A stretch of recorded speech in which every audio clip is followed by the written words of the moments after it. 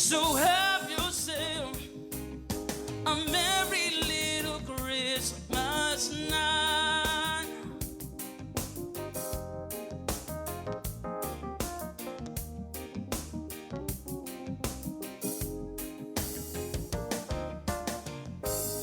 Here we are, as in olden days, happy golden days of yore.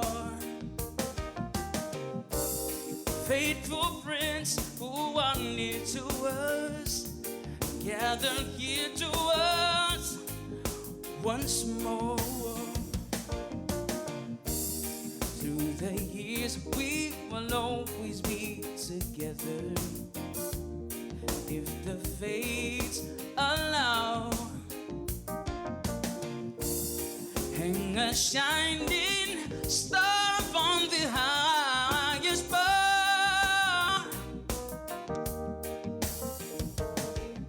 So have yourself a merry little Christmas night.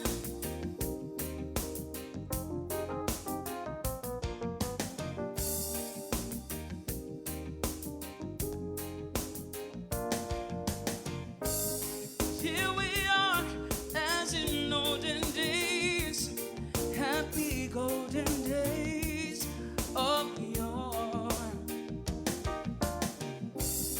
Faithful friends who are new. Merry Christmas. All right. Through the years we will always be together, if the fates allow. Hang a shining star upon the highest bar.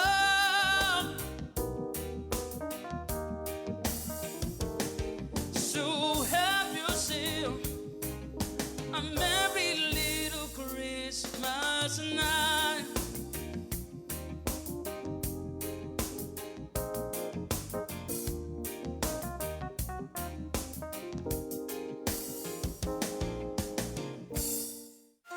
The link, here on Breeze 93.9 FM.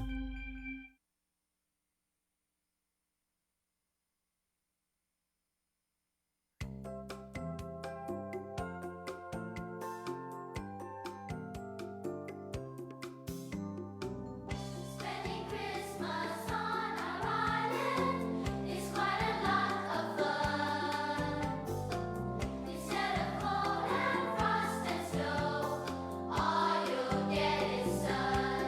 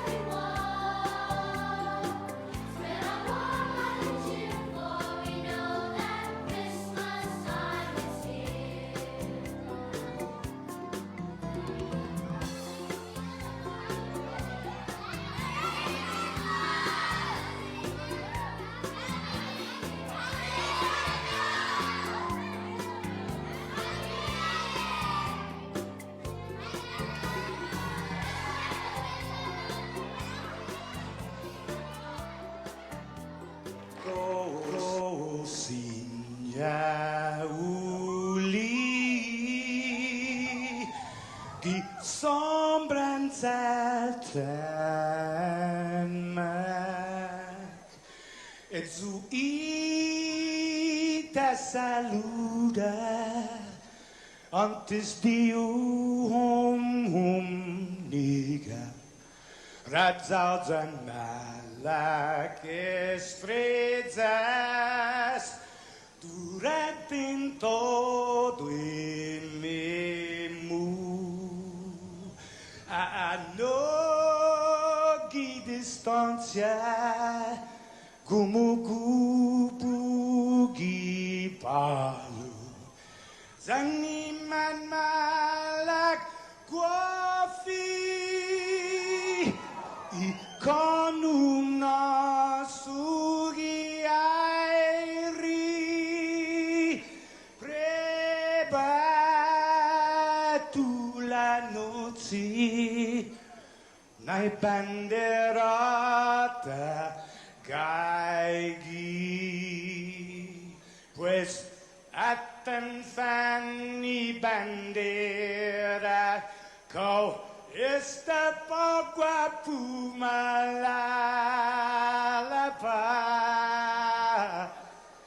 Giluk tanu man libri Sentamiti man ko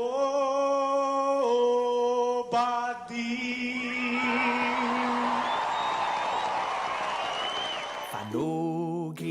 Chamorro, purita nota, kantai matu nanyagi todo ilugat.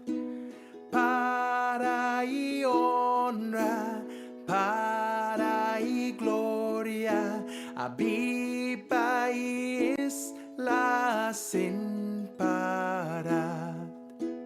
Para y honra, para y gloria, abiba es la sin parar. Todo y tiempo y paz para kita dan gini langit na bendición. Conchay peligro na fan sofuham Zeus protegis languahon. Conchay peligro na fan sofuham Zeus protegis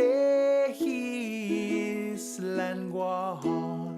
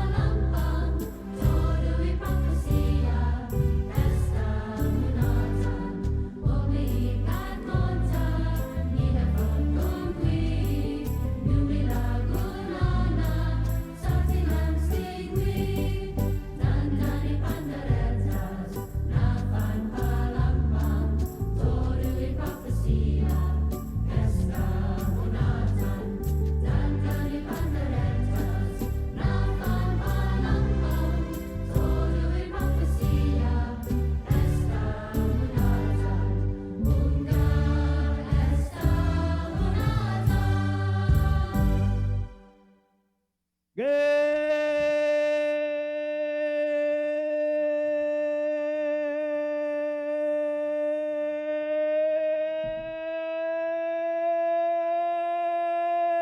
morning, Guam. Wet Wednesday, Sabrina.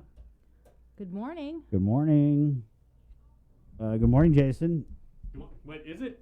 Is it good morning? It looks like. Any morning where we're alive to see each other is a great morning to me. Yeah, but it's so dark outside. It is. So, don't let that dampen your spirits. Okay, everyone, please, when you're driving around, even if it's a little bit raining, it might. Please turn on your lights just so everybody knows. But please don't do the high beam thing because that's really irritating. Yeah, check your lights. Sometimes people don't know, though, Jay, so. The high beam thing? Yeah. Guys, you know what I realized on Guam? What have you realized? They still do that trick where, if you're driving and if there's maybe a speed trap or like something like that, people like flash the high beam. I just thought that was a Dedido thing like in high school because I haven't seen that in a while. Somebody did that the other day. They actually do that all over the world, bro. Is it? Yeah. Oh, that's not just a Guam. It's Okay. a courtesy, hey, heads up, there's a speed trap over there. It's 6:20. How's it out there, sir? It's raining cats and logs out there. Please die silent. It's Palaxi to the maxi on this wet Wednesday, the first of the month. It's December. It's December, you guys.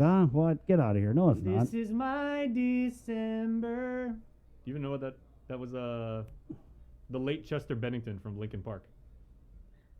Thank you. Man, I missed that guy. Right on. It's 6:21. The Link Wednesday. What a great Giving Tuesday. First of all, thank you guys for everything with Giving Tuesday. It was awesome.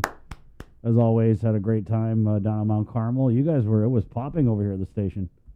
It was. It was There a lot of popping. people that came through. Yeah. It was a party. It was a socially distant, responsible, philanthropic party. That's it. And There we were do a lot of really, really cool people. do it every year. It's always awesome. Yeah.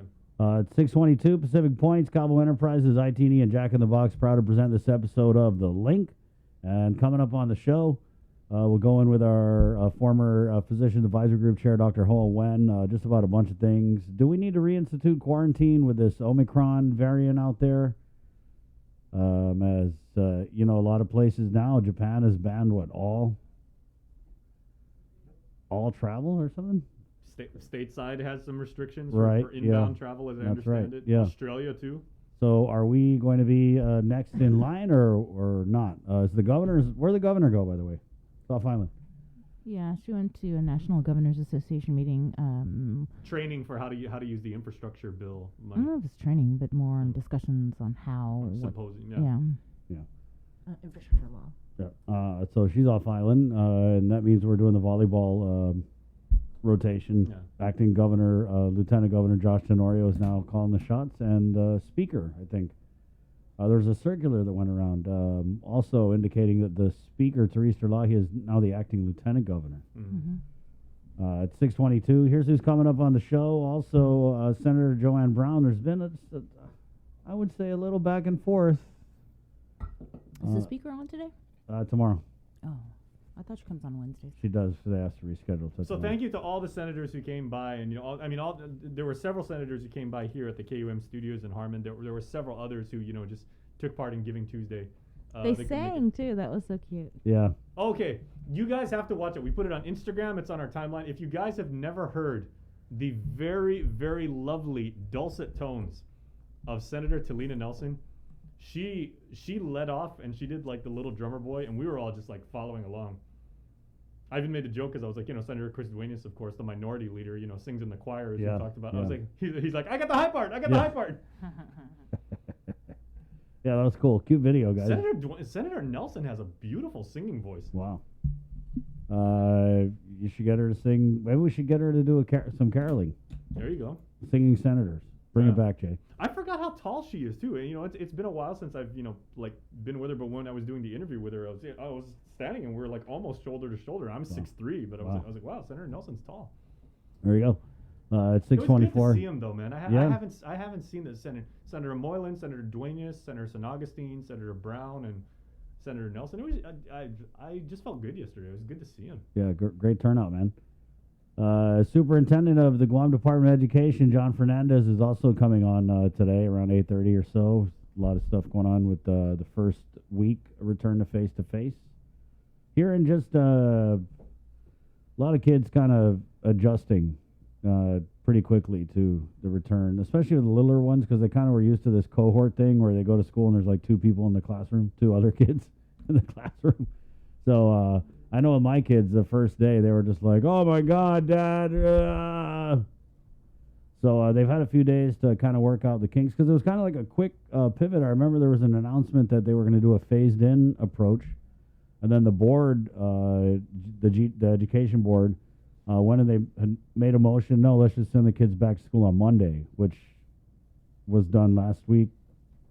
Was that Wednesday or Thursday, Bree? Which? The board meeting. But it was kind of like Yeah, hey. it was in the middle.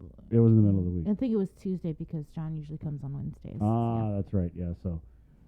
Yeah, that happened, as you guys know, and now we've been in school for about a week, so we'll get the status update from the superintendent. Also, Dave Tadinko and Ina Carrillo, kind of this great public-private partnership they're doing for Electric Winter Wonderland. Nice. Jay? So that's the one down at Skinner Plaza, right? Yeah. Yeah. So we Isaiah actually wrote it up, and it's a wonderful holiday display.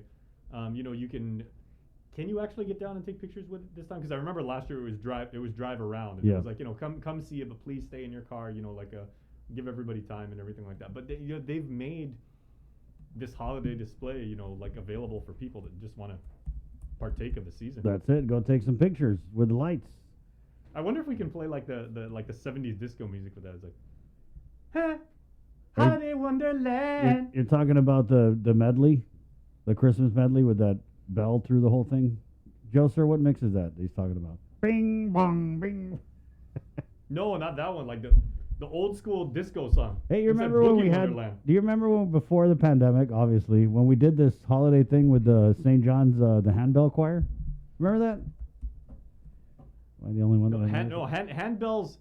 They seem really, really easy. Yeah. That is a learned art. Yeah, it's not like the triangle. Like they give you the triangle. The triangle is like the paper products of the band. If you're playing the triangle, they're like, okay, this guy, forget it. Just give him something to hold. Yeah, but if you try and nail like ding ding ding ding ding ding That's ding, what and they you did. and you want to Yeah. stay in key Yeah, and on pitch, I mean it's very difficult. That's what they did. Yeah. Ding, ding, ding, ding, ding. Anyway, so yeah, it's the holidays, guys. Wow, it's December 1st. And we're doing this thing today, Bree. Can we talk about that? Sure. Yeah, we're doing it's my first ever wet bar. Wet lab. Wet lab, sorry. Oh, you're doing the wet lab. Okay. Wet bar, that's a whole other story. For people who have no idea what they're I talking don't about, think we this can is- tell in the morning. Bree is now a wet lab veteran. Yeah. Bree, what exactly is the wet lab and what does it do to you as a participant? Well, first, what is it? A wet lab, it's a training. Okay, that's we're doing a held with- training. Okay, I'm down for We're training. participating in the training. Okay. So this year there are some trainers, I think, from California. Is this a law enforcement training, Bree? Yes, it is. Okay. So the Department of Public Works, Office of Highway Safety, they're doing all this week actually standardized field sobriety testing, and advanced roadside impaired driving enforcement, all the way up until Friday at the Hyatt. And so the airport police, port police, GPD, all of our law enforcement officials, the Judiciary of Guam, AG, DOC, they are all getting trained on DUI enforcement. So part of the training is what's called a wet lab, and that's when they have different members, different sectors of the community, Okay. volunteers. That's us. We're members of the community. Mhm. So what do And we do? We volunteer. I'm to doing a training. participate, right? You're Okay. the lab subjects, I guess. So I'm you a could ra- say. I'm a lab subject. So it's kind of Mhm. just playing the same role that I've been playing during this pandemic. Okay. Go on. So, you you drink, I'm gonna drink. right? Okay, They that's serve good. you 8 glasses of alcohol. water a day. Wait, what? They serve you alcohol, Alcohol. and then they get trained on using the breathalyzer. What is it called? Is it a breathalyzer? Yeah. You blow into it, Mhm. Yeah. and then Measures your they blood alcohol content. they kind of they test you and Wait your- a second. how So we're gonna be inebriated you are. drinking, and then they're gonna do a sobriety test on us. Yes, different kinds of tests. So that Do I they, need to pack they, a bag they for can this? get experience on it. Do I need to pack a bag though in case like I get arrested? You're not going to get arrested because Okay. you're not going to be driving. Okay, I'm not. You're right. Yeah. Yeah. We're going to have a designated driver. So we have a DD. Yes, our photographer. So you mean to tell me today is the day I woke up, worked out, came to work, and I'm going to drink alcohol on the job and get paid to do it? This is the day. Thank you, Okay, Sabrina. You've opened so many doors in this career of mine. Appreciate Hey, you're it. doing it for the community. I'm and doing it for the helping our- people. Our law That enforcement is exactly. officers. I am. It's the holiday season. People are, out there. And they're going to be out there drinking and Right, they're drinking, participating drinking, in yep. different sort of Mhm. Christmas parties. Yeah. Huh? And so our officers are going to get trained Yep. up on how to detect people that are. What under kind of the drinks are we gonna influence. drink? And yeah, though? and it's not just the results of the breathalyzer. So they give you the breathalyzer, they see like the number and everything like that. Yeah. They're actually seeing like the physical responses you may Yeah. exhibit, Yeah. And- the way you respond to Right. questions. And when I did it a couple of years Yeah, ago. when you did it a couple years ago, Brie, I heard some things about it. Yeah, and we. And that was our friend Morgan Regis. So Yeah, she was there too. Officer Yeah, Morgan she Regis. was really good. shout out to Morgan. Yeah, let's Yeah, just say she's- Sabrina got a little carried away at the last I wet did not. lab. Yeah, she did. Okay, yeah, maybe. Okay, But they was have it- different. She got a little carried away, and she almost had to get carried away. You don't know what's going on because I'm Sabrina from news. Put you on the news. You know, that guy Chris just. What happens really in the wet lab irritated. stays in the wet lab. Is it? Oh, I hope so. Well, how, No, I'm just kidding. I mean, clearly it didn't because we shot video. Yeah. What about Jay though? Why Is- didn't is- you is this get Jay to do this? I don't drink, but is Perfect person to is, do. Yeah. is this too intrusive of a question? How are you as a drunk though?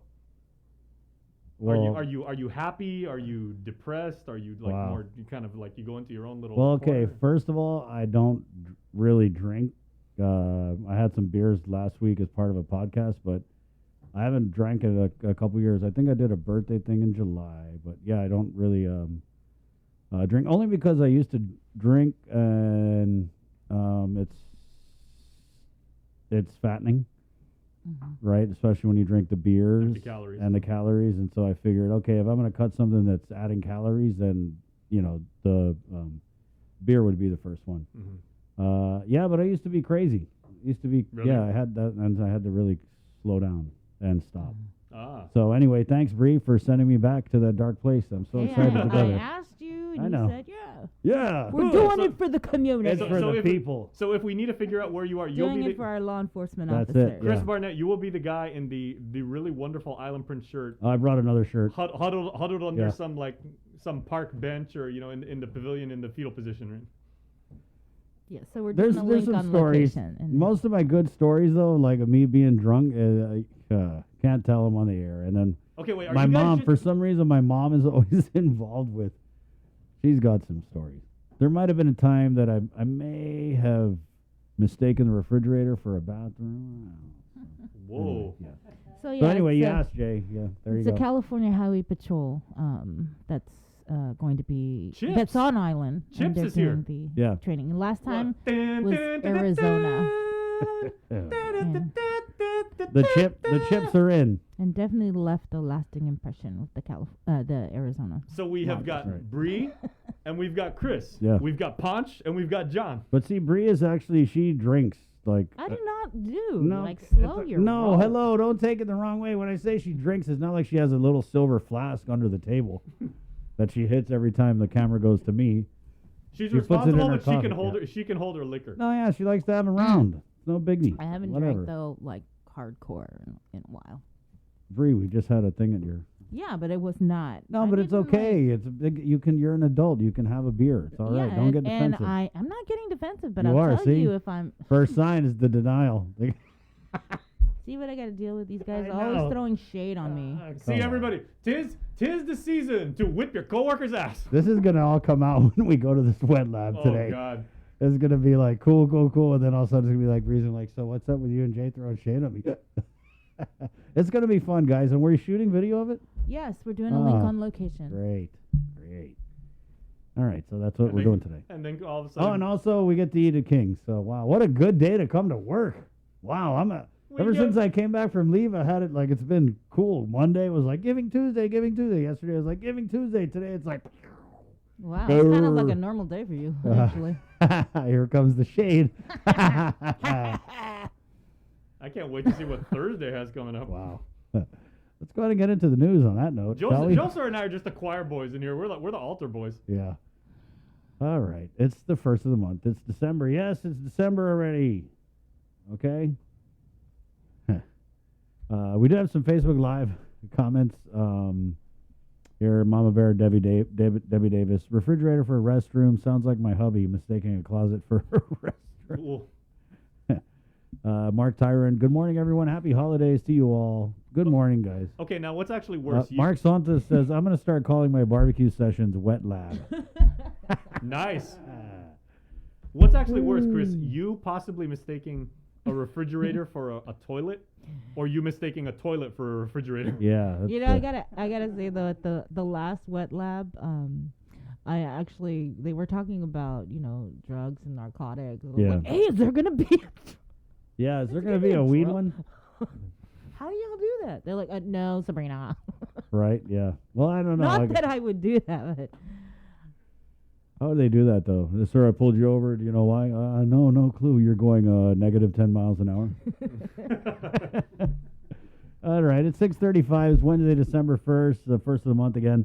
Our first look at news here is brought to you by Pacific Points with the very latest from the KUAM news team, Sabrina Salas-Mazzanotti. Good morning, Sabrina. half a day, everybody. The Joint Information Center reporting 13 people hospitalized for COVID. There are 2 patients receiving ICU level of care. The JIC also reporting that out of the 13 hospitalized, 7 vaccinated, 6 unvaccinated. Public Health also reporting a total of 20 new positive cases of COVID out of 914 tests performed on the 29th. Of the new cases, 8 were identified through contact tracing. To date, there have been a total of 19,199 officially reported cases, 263 deaths, 1,635 cases are in active isolation, and more than 1,700 people have recovered. The CAR score, 0.7. To date, a total of 25,354 of Guam's eligible population is fully vaccinated. As for booster shots or additional doses of the vaccine, the following have been administered: 16,641 of Pfizer, 9,485 of Moderna, and 239 doses of Johnson & Johnson. As for the surge in Saipan, there are 43 new positive cases of COVID. There are currently 6 individuals hospitalized as a result of COVID. 5 are unvaccinated. 1 is vaccinated. Of the 43 new cases, 26 were identified via community testing, 17 via contact tracing. The vaccination status of the 43 new cases are 11 fully vaccinated, 9 unvaccinated, and 1 was ineligible for vaccination. And the rest are still pending verification. A total of 560 COVID-19 vaccine shots were administered on the 29th, resulting in 86.4% of CNMI's eligible population being fully vaccinated. Since October 28th, there have been 564 new cases, but the total case count in the CNMI since March of last year is now 855 cases. Meanwhile, an employee of the NMI judiciary on Tinian tested positive for COVID yesterday. In response to the confirmed case, the Supreme Court ordered the closure of Cotton Tinian effective immediately until Monday, December 6th for disinfection purposes. According to a media release, the safety of judiciary employees and court patrons continues to be the number one priority in the NMI judiciary. This is one of the first cases reported on the island of Tinian. Just a few weeks ago, the judiciary implemented a COVID-19 vaccine and testing mandate for all of its employees. The CDC has expanded its vaccine guidance to recommend all U.S. adults get a booster shot as concern over the new coronavirus variant known as Omicron grows. Officials say it will take a few more weeks before we know if the current vaccines protect against it. Naomi Ruchim reports from New York City, where officials are already preparing. As concern grows over the new Omicron variant of the coronavirus, the CDC issued new guidance saying everyone ages 18 and older should get a booster 6 months after their initial Pfizer or Moderna series or 2 months after J&J. This variant is a cause for concern, not a cause for panic. President Biden warned Monday that Omicron will reach the U.S. The strain has been confirmed in at least 19 countries and territories since it was first reported in South Africa last week. People don't realize we're more susceptible today in this country as a whole because of the number of people who are now 6, 7, or 8 months out who have not gotten their boosters. The CEO of vaccine maker Moderna reportedly said the existing vaccines will be much less effective against Omicron, telling the Financial Times, quote, "All the scientists I've talked to are like, this is not going to be good." On CBS Mornings, NIH Director Dr. Francis Collins urged patience while we wait for answers. The big question for most of us is, do the vaccines that have been put into a lot of people's arms, including mine, do they provide protection against this variant the way they have with Alpha and Beta and Gamma and Delta? And we won't know that for another couple of weeks. State and local officials aren't taking any chances. Here in New York City, the mayor is advising everyone return to wearing a mask indoors. We're telling you, get those masks back on now. As an FDA panel meets to discuss emergency use authorization for Merck's antiviral pill, the company said it believes the drug will have similar effects against any coronavirus variant. Naomi Ruckham, CBS News, New York. And with more news now, here's Hannah Devonzo. This news update is brought to you by Pacific Points. Do more, get more. Hafide and good morning, everyone. I'm Hannah Devonzo with your headlines here on The Link. Guam's only private hospital has been sold. The Guam Regional Medical City is now under the ownership of a not-for-profit corporation, Blue Continent Healthcare Guam Medical City, or BCG. The previous operator, Guam Healthcare Development, or GHDI, announced the sale Tuesday of the physical assets and operations to BCG, calling it a transformational restructuring to expand access to world-class healthcare in Guam and throughout Micronesia. BCG will hire GHDI to provide staff to the hospital, and all current medical and administrative personnel will remain. BCG said it plans to continue with the ongoing strategic expansion, including increasing inpatient bed capacity from 136 to 186. BCG also said it will establish an institutional relationship with one of the most renowned academic medical centers on the U.S. West Coast to leverage resources and telehealth to bridge care gaps throughout the many islands of Micronesia. The institution was not named. GRMC was opened in July of 2015 by the Philippine-based The Medical City Group. Meanwhile, details of the sale were not released, but the buyer is seeking federal tax-exempt status for $600 million in bond financing. GITA held a public hearing to get input on the company's application to the governor, but the proposal has raised the concerns of Congressman Michael San Nicolas, who questioned why GovGuam is even entertaining it. Nestor Lecanto reports.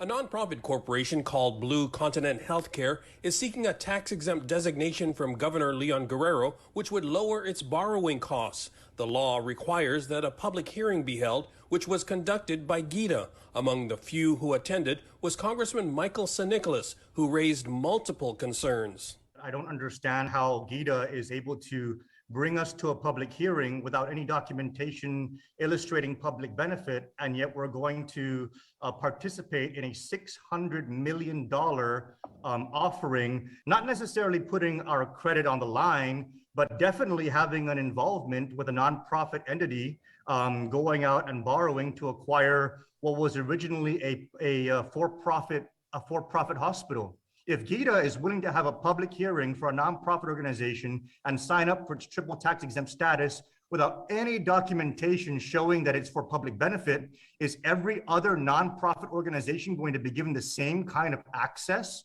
to this kind of tax exempt treatment? He cited as an example the Catholic Church, which faces potentially hundreds of millions in debt because of clergy abuse litigation. Can they now come to GDOE and go through this process and proceed to go and get tax exempt status because it's going to be signed off by the governor? And is every other nonprofit organization going to be able to avail of that? So this is a very, very big concern, because I don't feel like the risks that are being, that could potentially manifest are being properly vetted by GDOE.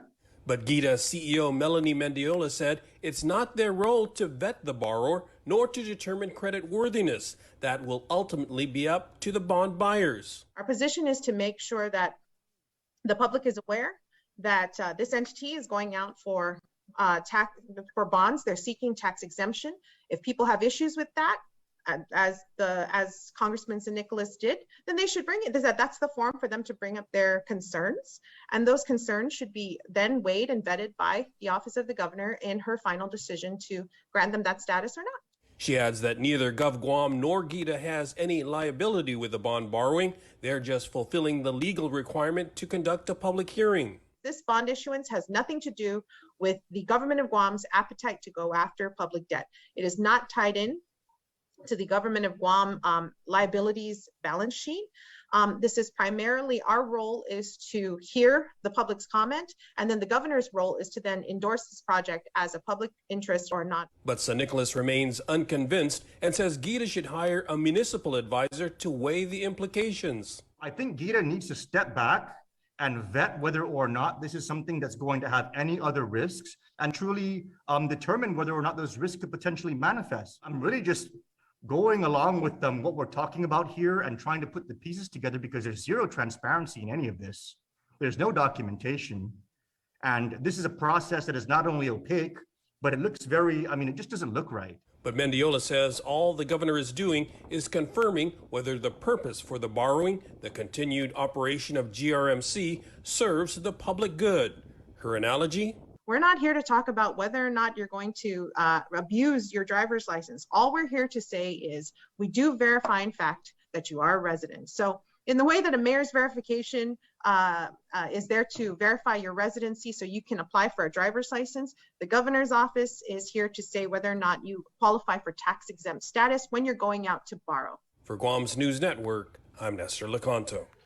Federal investigators have seized electronic data from an iPhone that was the subject of a warrant signed by District Court Judge Michael Bordallo in late September. The warrant was issued as part of an ongoing drug investigation. The phone was seized from Barry Joe L. Nada. Nada was busted as part of an operation involving several packages combined containing over 3,600 grams of meth.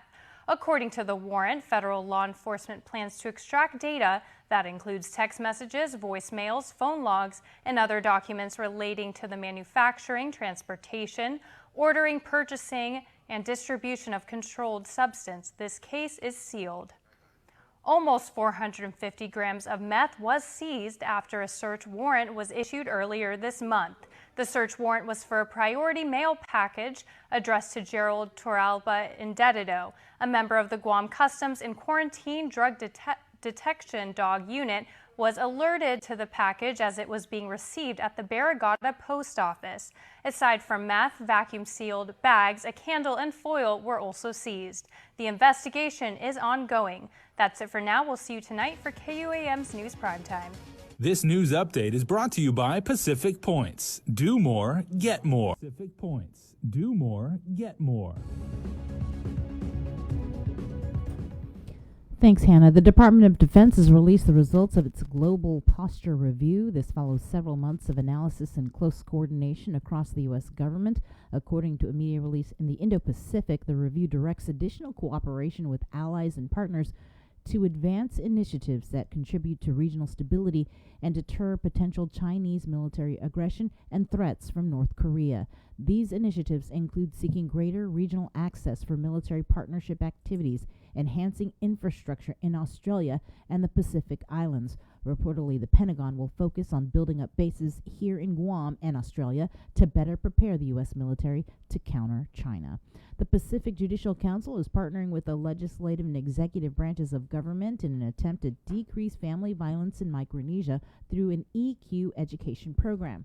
A 3-day conference kicks off today in the district court. Our Hannah here again is our Hannah Devonzo. The PJC is comprised of chief judges and justices from Guam, the CNMI, Palau, Chuk Pohnpei, Yap Coast Rai, and American Samoa, all working together in the EQ education program. They hope hundreds of Americans die during the holiday season because of drunk driving. The riskiest time of the year to drive is reported to be between Christmas and New Year's, according to Fix Auto USA. This week, the Department of Public Works Office of Highway Safety is holding a standardized field sobriety test and advanced roadside impaired driving enforcement training. Officer Gary Martins from the California Highway Patrol is helping to conduct the training for officers from various agencies on Guam. Today, for this first few days, we're doing what's called a field sobriety testing class. And these are tools that the officers would use at roadside to help determine if someone's impaired or safe to continue driving. We can help them to look for certain things, and we teach them about physiology, and we teach them about the tests themselves and the probability that the person could be impaired, to help them make informed decisions so that they can keep them from safely traveling and not injuring anybody or themselves or any other family members. To further put their skills to the test, officers will have the ability to work with individuals under the influence. We're going to have what's called a live alcohol workshop, and so these officers in here are going to get to use the skills that we teach them with subjects that are actually have been consumed alcohol, so that they will simulate actually contacting people that are impaired. So when they get on the side of the road, they don't have to practice. They will have to practice, but they're getting firsthand practice with people that are already impaired. To stay safe this holiday season, Martins tells individuals. Look at Guam news headlines in Chamorro with King Conception, sponsored by First Hawaii. Buenos updates to get sunto gifunut sa morgan ni KUAM News. Presenta ni Familian Mizo gi First Hawaiian Bank. Mabendi Guam Regional Medical City na ispetat. Igaizo pagos ay Blue Continent Healthcare Guam Medical City, tad BCG, no not-for-profit na organisasyon. Iginimo manene ay ispetat, Guam Healthcare Development, pat GHDI. Sa manunsay binandi gi inigap, no igima ispetat, i-trusted zani kosa siya, zani menanehan ispetat, guato gi BCG. Manunsya na estinay nanaw sa paraitan ni Laika, zani nadilantun sinetbi, mas tagwi mapapraktiko gi imundo para guahan zani Micronesia. I-BCG sa para ma-hire i-GHDI para managwaho lanero para ispetat, zani mediko zani enfermera siya zan personal de administrasyon sa sempi manyagaha. Ilingay BCG na para makontinue ay di matsotsogo esta gi ispetat para manalamigay mas na kartin man malango disti 136 esta 136. Ilingay mas na para ma-establisay na family zanuno ni mag-give respecta za maonda na Centro na Akademian Mediko i Estados Unidos. Ilingay na para managwaha mas resources zan telehealth no ni na mas fino itinatan mediko into Isla Micronesia. Timasangan ni na anya zun institusyon ni magdiskukuti. Mababay Guam Regional Medical City gi Hulyo na mes 2015 nasakan ni grupo ni Medical City gin ni Filipinas. Mas asunto, mahakon ni federal na investigador siha elektronika na informasyon yun iPhone nusuhetun warren na Finatinas as West Micro Bardalio gi District Court gi September na mes. At na warren sa investigasyon bineno. Maamor si Barry Joe L. Nauta no e telefon. Maresta si Nauta pud adsi operasyon bineno no inabargay mamanahanaw gi pakete siya no putodo sa gwaniniji 3,500 grama na methamphetamine. Sigon ni warren ni federal sa maplanenya para malangnos gi telefon, mensahen tinigi, boss email, pinasalistan inagang, zanoto siya na dokumento no inabargay Finatinas, ifinalofan ima enkarga, zan imadispatsa zan mafahan zan madistribute controlled substance, masiyo este na kausa.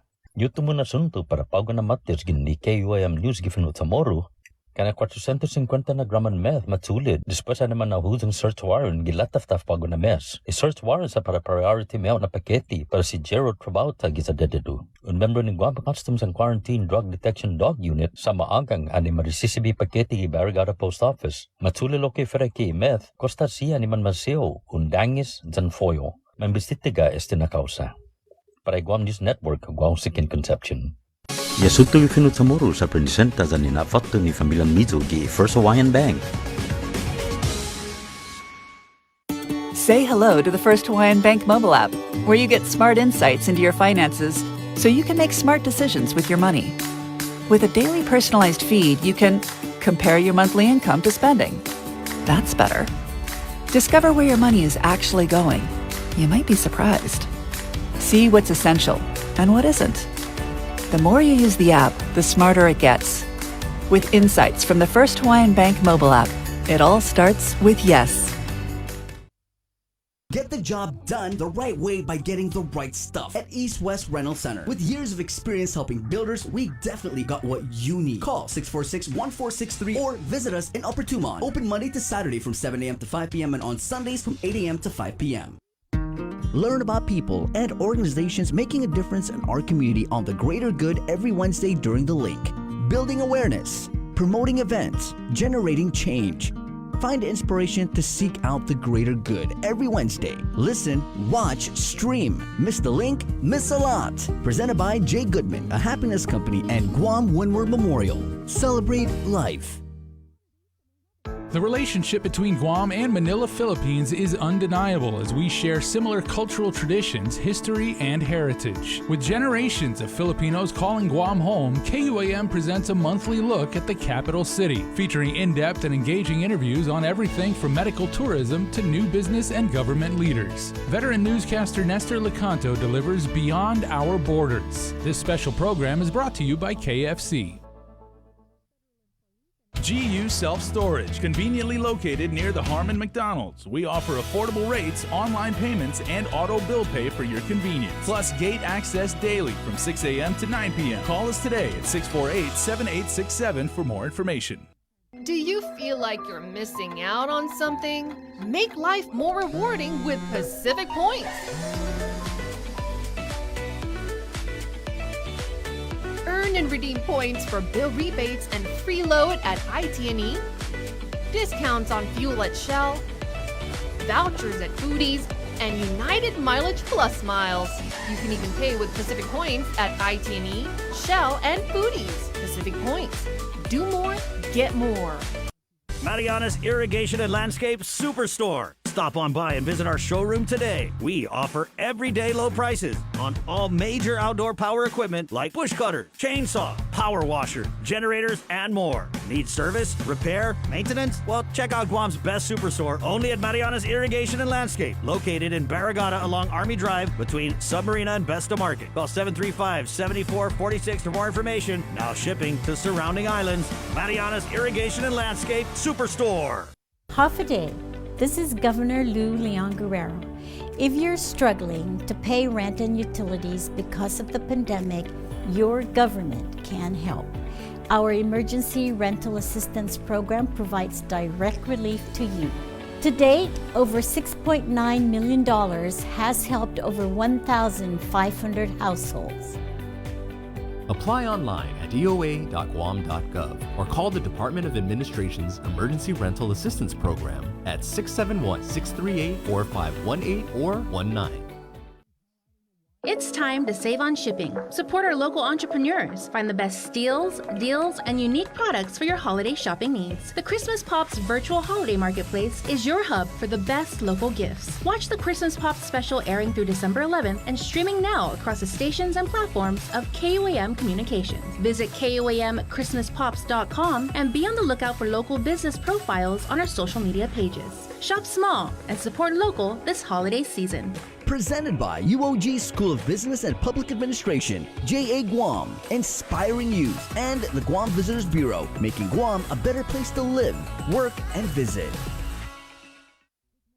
We all know that a healthy lifestyle is important to prevent chronic diseases and long-term illnesses and boost mental health. It's difficult to determine exactly which healthy habits are worth investing in to live longer and healthier lives. But FHP is here to help. Tune into The Link every Tuesday for FHP HAFA Health Tips, brought to you by Take Care. Helpful advice about healthy lifestyle choices that will have a big difference in your health from the medical experts at FHP Clinic. FHP HAFA Health Tips on The Link every Tuesday is brought to you by Take Care.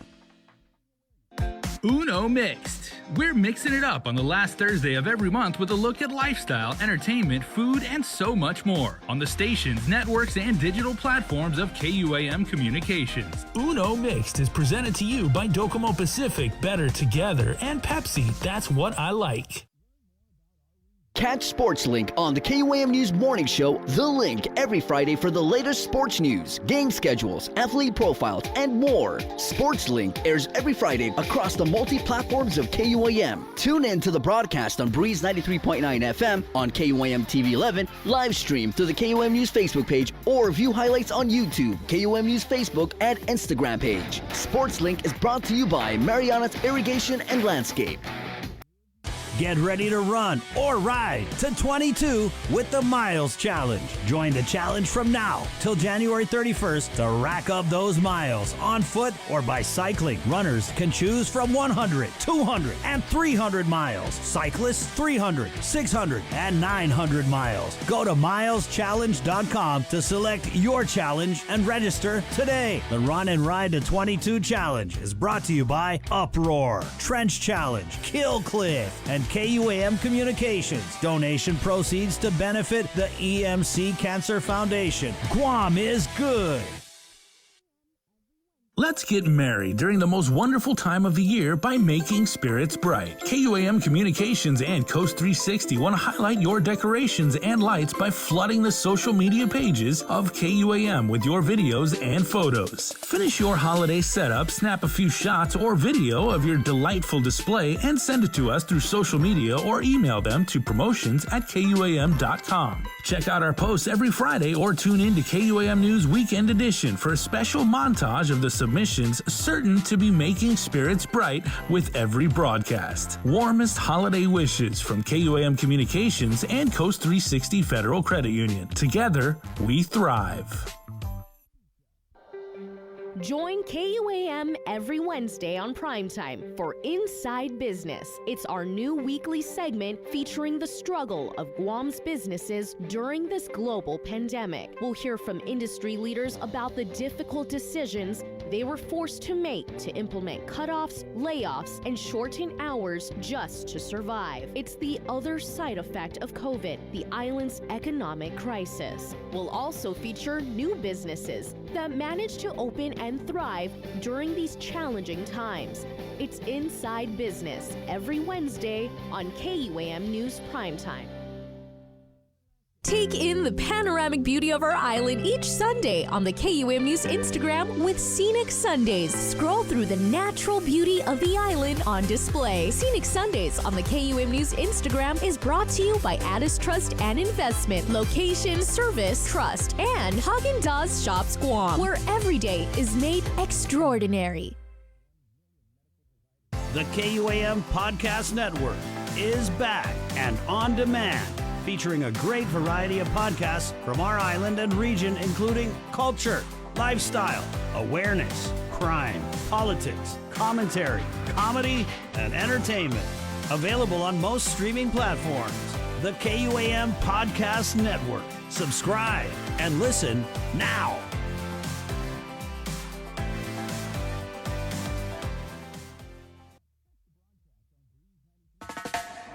Pacific Matters is a half-hour news, culture, and lifestyle show focused on issues that impact Guam, the Northern Mariana Islands, and the larger Pacific region. Join Tomas Nagonia every Monday to discuss politics, trends, and take a deep dive into the issues changing our island home, because what happens in the Pacific matters.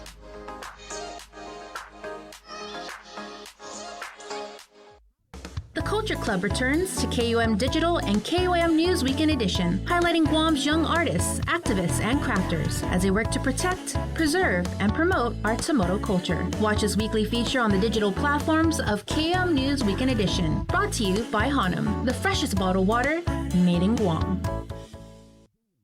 KUAM's multi-platform morning show, The Link, just got a little more delicious with Feed Me Fridays. Chris, Sabrina, Jason, and the rest of the morning crew will take some time off each Friday to talk, taste, and tempt you with all the latest and greatest food and drinks on Guam. Old faves, new hits, and everything else we can put in our bellies. It's Feed Me Fridays on The Link. Brought to you by King's Restaurants, Ruby Tuesday Guam, and Devondale. Real milk from free grazing cows. 93.9 FM. Merry Christmas to you. Let's have a good time. Let's have a good time. Christmas to you. Let's have a good time. Let's have a good time. Happy holidays. We hope you have a great time. Let's celebrate these good times. Memories of a lifetime. Hear the bells jingle. It's Christmas time on the islands. The season's far from silent. Everybody's smiling. Take a look around the island. Mistletoes and jelly rolls. Eggnog and alcohol. Let's have a good time. Just don't get out of line. Sip some wine with some family and friends. Next year, same plan, we're gonna do it again. Merry Christmas to you. Let's have a good time. Let's have a good time. Christmas to you. Let's have a good time. Let's have a good time. Merry Christmas. I didn't want no new variant for Christmas, though. That's for sure. Good morning, The Link, Pacific Point, Cabo Enterprises, ITD, and Jack in the Box. That's the late Savage K with Merry Christmas. Yep, Christmas time. December 1st, raining Catsagalongos. I call it Chamorro snow. You know what I mean? Chamorro snow. Good morning, Dr. Ho Wan joins us in the KUAM News Link Zoom room. How are you, Doc? Oh, very good. Yeah, I like this Chamorro snow. Yeah, it's a lot nicer than the regular snow. Yes. Okay, so good morning. Let's just get right into it. You know, with this news about the Omicron variant, it's really reminding me of when we started hearing news about the Delta variant. And so we all saw what the Delta variant did. I mean, just ran through our island. Unfortunately, we lost a lot of people during that surge that we're now, I think safe to say, we're kind of winding out of it. But Doc, when you read this news about the Omicron variant, like, how concerned are you? So right now, you know, the Omicron is basically a variant of concern. We don't know much about it yet. You know, we know that for sure that it's very infectious, more than Delta, as we see in the case in Africa, South Africa. So, but the question is that more severe or not? That's no one know. And does it response to the vaccine that we currently have, the Pfizer, Moderna, and the J&J? That we don't know neither. I think it's going to take another, several weeks, 3-4 weeks or so for us to find out. You know, South Africa is somewhat a unique country. You know, the population is very young. I think the average age is about 27, 28 or so. So just like in Guam, you know, the young people that have very mild symptoms. But again, you know, the question is if it gets to the elderly or people on comorbidity, what does it do? What does it do? You know, is that going to be severe or mild? Or we don't know. So I think it's something that, like I said, we identify it. We kind of watch and learn, but I don't think the people should panic. You know, I think the media play a big part of it. But at this point, we should be just watch and listen and see. Does the death rate go up or not in other countries that already have the Omicron? So we just have to watch. Yeah, Doc, in New York, the mayor of New York, we just played a story. He's asking residents there to start using the masks indoors again. So we're seeing that they're taking little steps. Obviously, some countries are taking some big steps with some of the restrictions But here on Guam, do you think that we should be, well, the first one people say is reinstitute some kind of quarantine. Like, do you think we should be doing anything in preparation of this? No, we know number one is a variance of concern, and we are supposed to be fully vaccinated at 90% already. There's no reason why we should be under any kind of quarantine or placing anyone in a quarantine traveling in. So I think we should be doing the same thing we do right now, but not to reinstate the quarantine hotel. No, we should not do that. Not at 90%. It really doesn't make any sense, and it's really it's a poor decision we do. What are you seeing at the clinic level, Doc? Actually, the Delta are winning off. So at the clinic level, so far we have 7 days now that is 0 positive. So we are doing very well. The Delta, like as expected, it burned out a little bit longer than we want, but it's finally burned out. So now we're going to have the Delta in our community somewhat. It's going to stay there for a while. And the only thing that we should be concerned about is that we should really do a lot of campaign on the booster, because people immunity for the neutralizing antibody from the vaccine are weaning off after about 4.5 to 6 months. And we should become more concerned on the surge due to people immune system that weaning off at this point, rather than the Omicron at this point, because we really had to push out the booster really quick before the holiday. When you look at the rate of the boosters being given out, Doc, and you say that we should be having a campaign, does that we should take that to mean that you're not happy with the progress? Yeah. I think that we don't have much campaign out there to educate people on why they need to boost them. And every day in the clinic, we have to sit down and basically educate our patient on why they need it. Because I still have a lot of people, that will say, do you have your booster yet? Saying, no, not yet. Do we need it? And when you explain to them why, then we schedule them to have the booster. So people still think that they're fully vaccinated, fully protected, even though they have the shot back in January, February. So we really need to put the reason why you need it out there in multiple ways in the media, just so that way people know better. We can't assume that, hey, you just open a clinic somewhere in the village and everywhere that people will come out and get the booster. You have to kind of explain to them why. And again, people in Guam are very good, and if they understand, they will come out and get the booster. But we just, you just open the clinic and you don't explain why, people won't show up. Have you heard anything, Doc, just from your colleagues about the possibility of changing the restrictions in terms of separating the vaccinated from unvaccinated, letting people who are unvaccinated go to the gym, people who are unvaccinated eating indoors? Yeah, so what I heard about is that I talked to the physician, is that they, as our CAR score, we still found the CAR score below 3 for a week or two, and that those restrictions possibly go away, for the holiday. Again, we are at 90% plus. The booster are coming up slowly, but it's coming.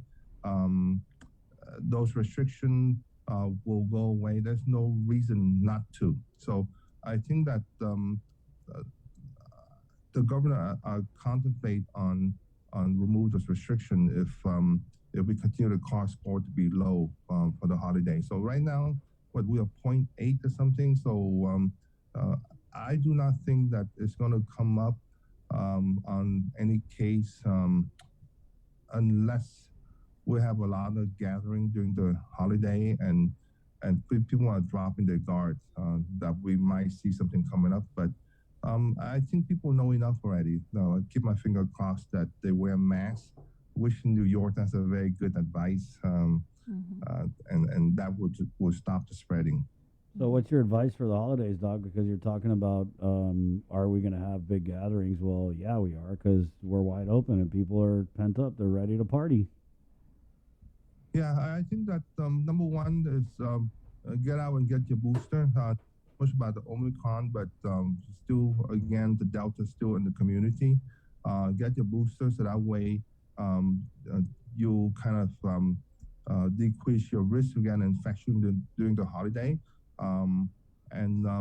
Wear your mask and ask people that come to your party, if you're sick, please stay away. That's a very simple question to ask. I don't think no one will get insulted if you ask them. Wash your hand, and that's all you can do. And again, the mask is very effective. So I think that in Guam, mandatory mask use will not go away for a long, long time.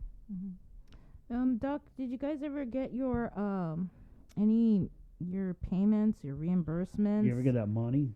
Yeah, because the governor did roll out her plan, and I wasn't sure if I saw anything there for the tier 1 and 2 clinics. So what we're talking about here is the tier 1 and 2 clinics. They were basically, remember when the governor, way back right at the beginning of the pandemic, I think she said, I can go and I can take over your clinic and all this stuff. And so anyway, that's kind of what she did, was she deputized the tier 1 and tier 2 clinics. And basically it was like, hey, people go there, get tested, go get this or that. And the clinics absorb the cost, and then they would later be reimbursed. But where are we with those reimbursements, Doc?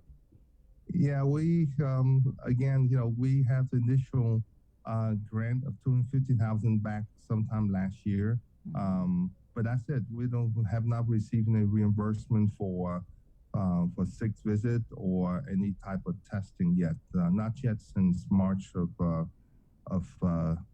2020. We have one-time payment of $20,000 for testing back in August of 2020, but since then, there's a lot of promise in order to pay, but so far, none of the clinic have received anything yet.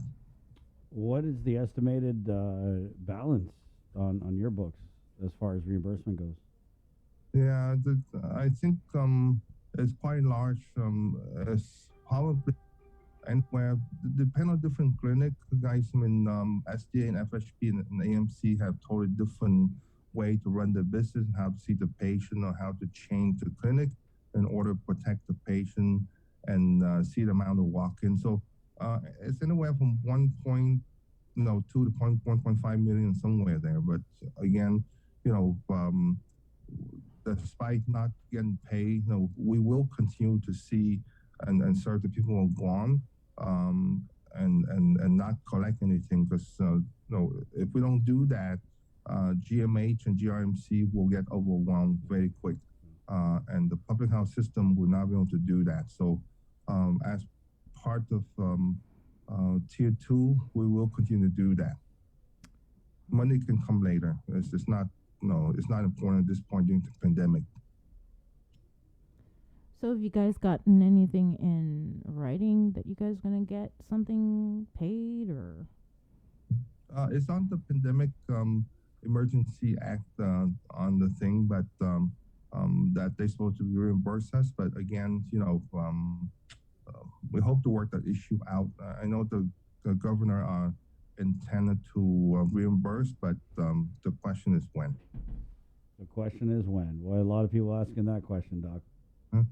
But during the holiday, guys, really, we need to get the booster out really quick. I see that public health put a lot of village clinic together from, I think, 2:30 to 6 p.m., which is very good for people to go to. So I encourage people to go. Again, if you have the vaccine more than 6 months, or if you have your comorbidity that's 4.5 months out of your second dose, you really need to go in, because your neutralizing antibody are really, really coming down a whole lot. So you need to get back to that 90% level of effectiveness in order for you to enjoy your holiday without being sick. So I encourage people to do that. Okay, so go out and get your booster. Thank you, Doc. Anything else in closing? Any health tips? Anything you're seeing at the clinic that we need to know about? Practice your 3W. Don't let your guard down. Okay. We all will enjoy our holiday if we can all do that. So, do your 3W. If you're sick, stay home. Please stay home and do not go to any function. I think that's part of every individual responsibility. So let's go through this together on the holiday, and hopefully we don't have any surge in December. And with the Omicron, we just have to listen and learn from people around us. But I would not panic or would not do anything at this point. I think that the next 3 weeks we will learn a lot more, especially if it's effectiveness on our vaccine regarding Omicron or not. So we're going to learn more. Doc, is there any info? Because we had a comment here. Will minors be able to get the booster soon? My high schooler will be 6 months from his vaccine this month. Yeah, so anyone under 18, the vaccine, both Pfizer and Moderna have not been approved for any booster on anyone under 18, so only 18 and above. And I know the CDC just raised the level of the booster, but I do not think that they're going to be making that mandatory, because that's so people don't have the concern. I hear that every day. Because they really have to change the definition of fully vaccinated, and that's very hard to change. Thank you, Doc. So don't panic. That's good, because I'm all out of panic already. Yes, so I would not panic. Not this My point. panic score is like lower than the car score. It's negative. Thank you, Doc. You're welcome. Have all a good right. day. You too. Right on. And Dr. Hoa Wen. Good morning. It's 7:19. First day of December. Wow, it is like yuck out there. Huh? Yeah, it looks bad. It's bad. So there you go. Bree, you know. No, I don't. You do, though. You know about our people who have been financially impacted by the COVID-19 pandemic. And you know a lot of people need help with rent and utilities. Bree and Jay, did you guys know about this? Yeah. And internet access. And moving expenses. Yeah. Yeah. And that's why the Department of Administration has the Guam Emergency Rental Assistance Program. They've actually, this is, I think, their third iteration, third phase of the ERA program. Right. And so now's the time, if you need assistance, you were impacted by COVID, like these guys were mentioning, need help with rental arrears, utility arrears, internet services, moving expenses, then please give DOA a call and get more information about the ERA program. You can do that by emailing era@doa.guam.gov. Bree, I mean, but you seem like you know all the answers, so let me just ask you about the eligibility. Is there an eligibility that, let's say, a tenant household must meet to avail of this awesome program that's funded federally? Yes, and I believe Jason has the answer to that. That's good. Hi, Jay. So we are bringing the information Thank to you. It because will we be are brought in. Evidently passing the buck in here. Right on. So what we need to tell you is if you have any questions whatsoever, you can, of course, call 671-638-4519 or 4518. The number again, 671-638-4518 or 4519. Did you talk about the eligibility criteria? That's what I just asked about, yeah. Okay, so the way you will qualify for the ERA program, and remember, emergency rental assistance, but that's in title only, but rental, the assistance actually covers a whole wide swath of things, as we talked about, utilities, moving expenses, whether you can get online or not, even if you've got bills that go back a few months, rental arrears, you've got unpaid bills, they can help you out with that too. So you are eligible if you do qualify for unemployment benefits, or you experienced a reduction in your household income, or you incurred significant additional costs, or experienced some sort of financial hardship due to the pandemic. Also, if you demonstrated a risk of experiencing homelessness or housing instability, if you had to constantly change where you lived, or you were forced to not have a home anymore, you were evacuated from your home for whatever reason, or if your household income is at or below 80% of the area median income. That's a big statistic, but tell you what, we want you to go to doa.guam.gov. They have a whole FAQ, frequently asked questions section, that addresses a lot of this. Everything you will want to know under the sun. It's private. You can look at it, like on your own time. If you're a little bit skittish about what your situation might be, you can also call 671-638-4519 if you'd like Jay, to talk but to someone. I know a lot of people who applied for this, like in the last round or even the one before that, and sadly they were deemed ineligible. And I know they might be listening to this. They might be down thinking, "Oh, I didn't qualify last time. Why even Try bother?" again. So you would advise them that they should try again. I would recommend try again, because again, it's been extended, and it's been again the range of who qualifies has been broadened a little bit. So it's worth giving it another shot. I mean, this is money, and people are there to help you out. Certainly, you've been through stuff. If you were in that kind of situation, that is, you shouldn't have to go through. So there is money ready for you if you do qualify. But what if my utilities were disconnected? It can help with that as well. Okay. Yeah, if they were disconnected and you meet certain criteria, they can assist you with the rent and the arrears and utilities at your current location. Okay. Landlords who agree to participate in the area program also agree not to evict for up to 90 days. Jay, we got a comment here. Jerry Flores commented in. Can you repeat the email, please, for the ERA? Okay, it is era@doa.guam.gov. I'll put it in comments so you guys can see it too. Thank you, Jay. era@doa.guam.gov. That's Department of Administration. And if you just want to hit the website and see the FAQ section, it's doa.guam. How long is the application process, though? Because, time is of the essence. I just got my disconnection notice. The application review for pre-qualification, it could take anywhere up to 5 business days. Oh, that's a quick turnaround. Mm-hmm. Right on. Okay, so that's we're great. reading this because there is this funding available, and people aren't taking advantage of it, and you really need to because there is assistance out there for those of you that need it, and we hope that you go get it. Go get it. Christmas yourself. It's Wednesday, December 1st. We're going to take a quick break. You know what we're also doing later on the show? What are we also doing later on? Oh, my God. We're giving away prizes. Thank you. 2. We're giving away 2 or 1? How many? We're giving away prizes 2. He meant TOO as well. Oh. As well as what we just did now, this entertaining thing about the ERA. Well, 2, we're in giving addition 2 prizes. to also, and then we're also giving away. So he meant both. Yeah. Of course, it is a rainy day right there. This is probably some good Kadu weather. Yeah. Good local cooking. So we're going to give you a $25 gift certificate to Mezcla Bistro, where they have really, really good local food. Shout out to our friend Chef Peter Duenas. You know what I'm feeling there? Have you ever tried the octopus with the coconut milk, Bree?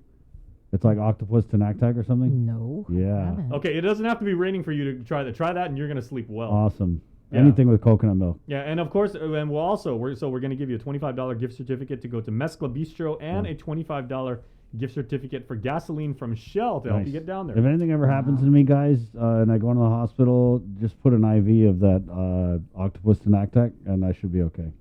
Give me a little bit after that. Okay, so there's 2 prizes we're giving it. That's the first prize. Later on in the show, we're also going to let you guys go to Pieology. Oh, yeah. Deep dish on a Wednesday. Hey, it's a Wednesday. There's a lot of stuff that goes on a Wednesday. People go to Bible study meetings. People do the Amway thing. People, there's Bitcoin meetings and everything. For some reason, they always happen on Wednesdays and everything like that. But if you need to carbo load and get ready for whatever meeting you're going to have, whether it's on Zoom or safely in person and everything like that, we want to give you the gas to get there, and we want to give you the food to fuel yourself. Yeah, and so how you're going to win, it's really cool. I'm excited to hear this. I didn't get to catch it last week because I was on leave, but so when we prompt you guys to call in, you're going to call in and tell us who you can count on in good and challenging times. Okay, so if somebody in your life, right, that you just want to share with us, like why you count on them and how they come through for you. And it's that easy. You tell us how you're able to count on this person, and you will win. And we've had some wonderful testimonials so far, because we've had We've had spouses give glowing reviews about their husbands and their wives. We've had parents talk about their kids. We've had people talk about their cousins. Even somebody called up and they won because they said, someone who's always there for me is our Lord and Savior, Jesus No Christ. one ever said, "Oh, someone who's always there for me is me." I count on myself. Actually, I said that. I could totally see you saying. Yeah, we said Bree counts on 3 people. Yeah, me, myself, and I. Right. Okay. But aside from the prizes that we're giving away Yeah. live on this show, Yeah. you can actually go to calvos.com because they have grand prizes that you can register for. And so the person that nominates an individual, they get a prize, but the person that is actually nominated gets a really sweet deal. So the grand supermarket prize spree. Right. So the first grand prize, it's a family staycation for the person that you can count on. It's a 2-night stays for a family of 4 at the Lotte Hotel Guam. Wow. Meals are included. They got a nice pool there. Dinner on check-in day, breakfast, lunch day on the following day, and breakfast on checkout day. Okay, wait. Have you seen people take pictures from Lotte when they stay there, they eat there, of the bay? Yeah. Insane. Beautiful. So the person that nominates that individual, they also win $300 worth of Lone Star gift certificates. So the grand prize too, it's a $1,000 Payless shopping spree for the person you can count on. Now that winner must complete the shopping spree at Payless within 3 minutes. So you got $1,000. Just get your. Could you do that? Probably. But I would strategically plan what I'm gonna get. Yeah. Like, it would probably be like. What section would you go or to? Okay. You would go to the steak. Yeah. Right. I think beef is the most expensive. Okay. Okay, I have some breaking, And shocking news for you guys. How about you? Jay wouldn't even. When's the last time you went in a grocery store? No, I am a pro level shopper. Okay, this is Yeah, shocking go to get you the guys. Hunger Okay, Man. suspend disbelief for a second, right? Okay, I am a nerd. No. Okay, yeah, no, I know. not you, Jay. I know. Never. Not my Jason Solis. And over the weekend, because I heard about this wonderful program, I actually worked out an algorithm in my head about how you would actually be able to maximize. So you worked out. Well, to maximize on a per second basis to do shopping, and of course the smartest thing to do would be to not double back or do a UE with the shopping cart. Work in a straight line, and just jam. Don't waste time. We call Sounds like that's my philosophy. in computer science we call it the traveling salesman problem and everything like Work that. in a straight line and yeah. jam away. That's it. Figure out what aisles you have to go in. And So in let's what say order. you start. Let's say you do it at like Mighty Payless, the bougie one, right? You go there, big one. and they start you at like the produce. Where do you go from there? Because it's $1,000, you got 3 minutes. Yeah, I would hit like the produce first, and then just basically like just one pass, get stuff in my arm, throw it right in the can. What are you gonna put in the produce? The dragon fruit or something? Gonna pick like the one that's the most expensive. Personally, I would go for tangerine. Got to go in the organic section. Yeah, and then because you're in the produce section, what's right next to that is the bakery, or is the bakery? Bakery's further up, Yeah. and then you have like the drinks and then the alcohol. See, I wouldn't go for the produce. You wouldn't. I feel like the produce is like it's gonna take a lot. Yeah, and do you And have it's your going to, you have to use it pretty quickly. Yeah. Or the shelf life on the produce. See, that's what I would do if I had my choice of where to start. I would start at the beginning of an aisle and just wind in and out and in and out. No, sorry. This is so. If you're at Mighty Payless, and I don't even know which Payless is that. It's where I think it's wherever you want to go. Okay, so if you're at Mighty Payless, you start at the produce section, you just go straight to that Angus beef area, right where they have it's like the dried Angus beef, and just clear all that out. Put all that in your cart. Mm-hmm. That's what I would do. And then from there, you just U-turn, and then you're right a couple aisles from the alcohol section, then just like top shelf everything. Yeah, and then go over to then you go over to the vitamins. Mm-hmm. The vitamins and the medicines and all that stuff. All right. Huh? Like the supplements. Hey, Dr. Ho has been saying, to make sure that you don't catch COVID, you want to load up on vitamin C, vitamin D, and zinc. Yeah. And if you win this, you can just go there and just do the clothesline. Swipe. You use your forearm and just not. Got to be careful about it though. So yeah, we're gonna give you a chance coming up 3 here. minutes goes by fast. It does, yeah. On the show, we got to take a quick break. Thank you guys, though. We did have Amy comment here. Can you promote our veteran support meeting, Battle Buddies?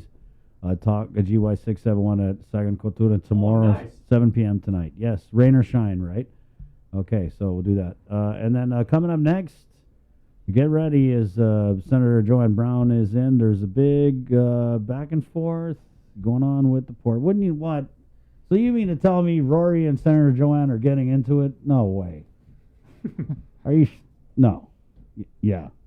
What would this be? Round 3?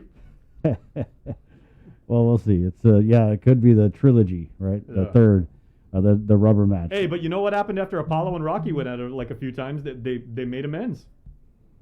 I'm not saying that may be the possible outcome, but like Hollywood. Hey, it's never too late to come together for the holidays. There you go. It's 7:32.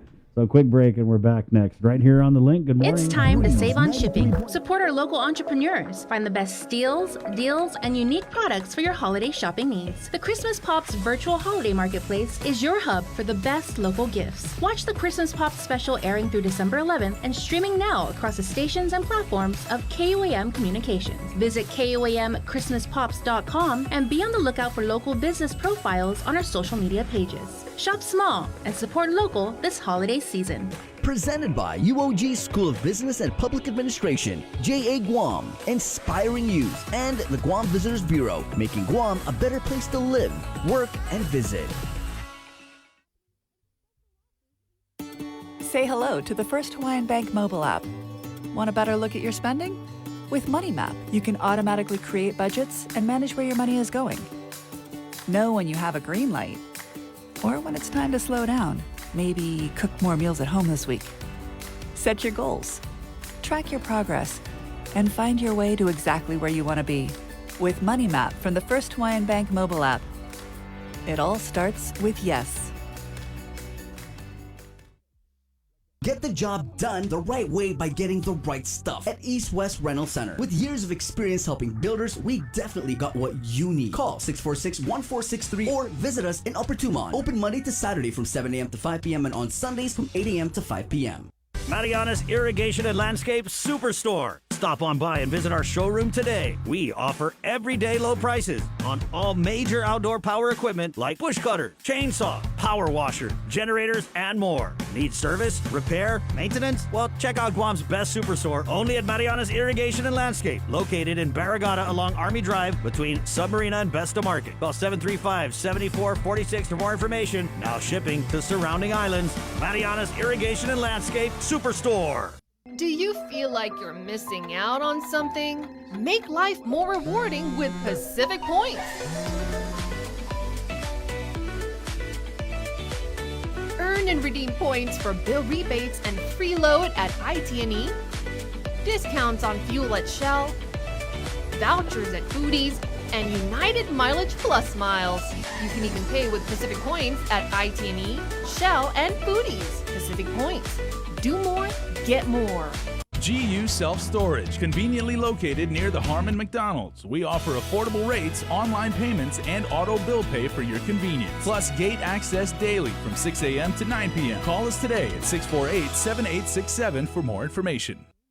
The relationship between Guam and Manila, Philippines is undeniable as we share similar cultural traditions, history, and heritage. With generations of Filipinos calling Guam home, KUAM presents a monthly look at the capital city, featuring in-depth and engaging interviews on everything from medical tourism to new business and government leaders. Veteran newscaster Nestor Lecanto delivers Beyond Our Borders. This special program is brought to you by KFC.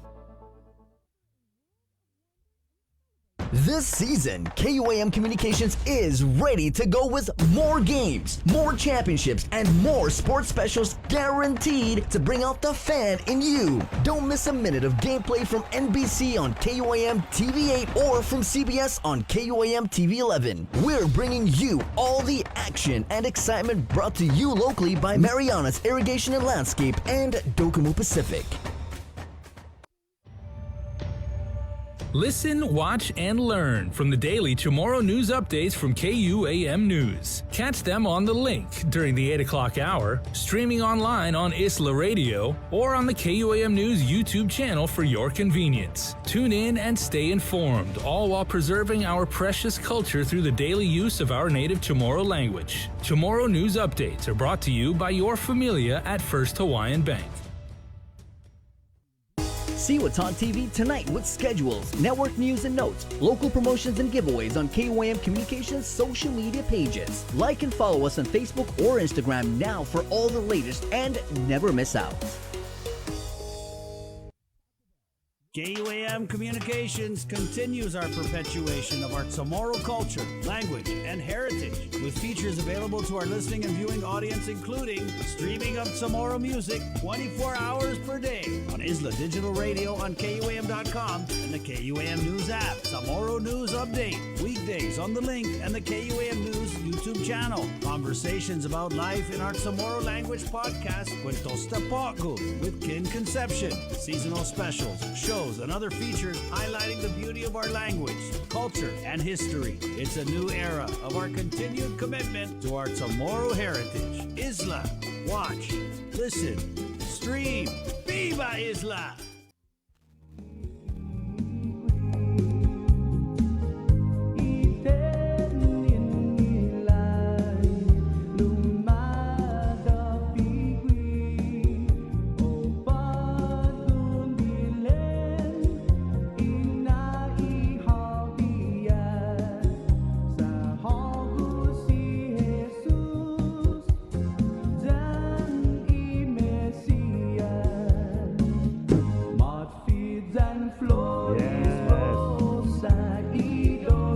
To Eddie Boy, Foggy, Primo, the Chamorro Christmas medley. Always live on every year, right? Get on Christmas without hearing this. Good morning, 7:38. First of the month, December 1st. Let's go to the phones real quick. 637-0094. We did have a question about the emergency rental assistance program. Good morning, ma'am. Thanks for joining us. Good morning. How are you this morning? Okay. And you had a question. Let's hear it. Okay, I wanted to find out about, people that live under the Chamorro land trust and agriculture, and people that don't have water. How can they help the people that don't have water in their area? Are you talking about people who don't have, like, running water utilities? Yes. That's a good question. I know that the legislature in their American Rescue Plan, they had wanted to give tens of millions of dollars to the Chamorro Land Trust to do things like that, to get infrastructure out to... which property are you at, ma'am?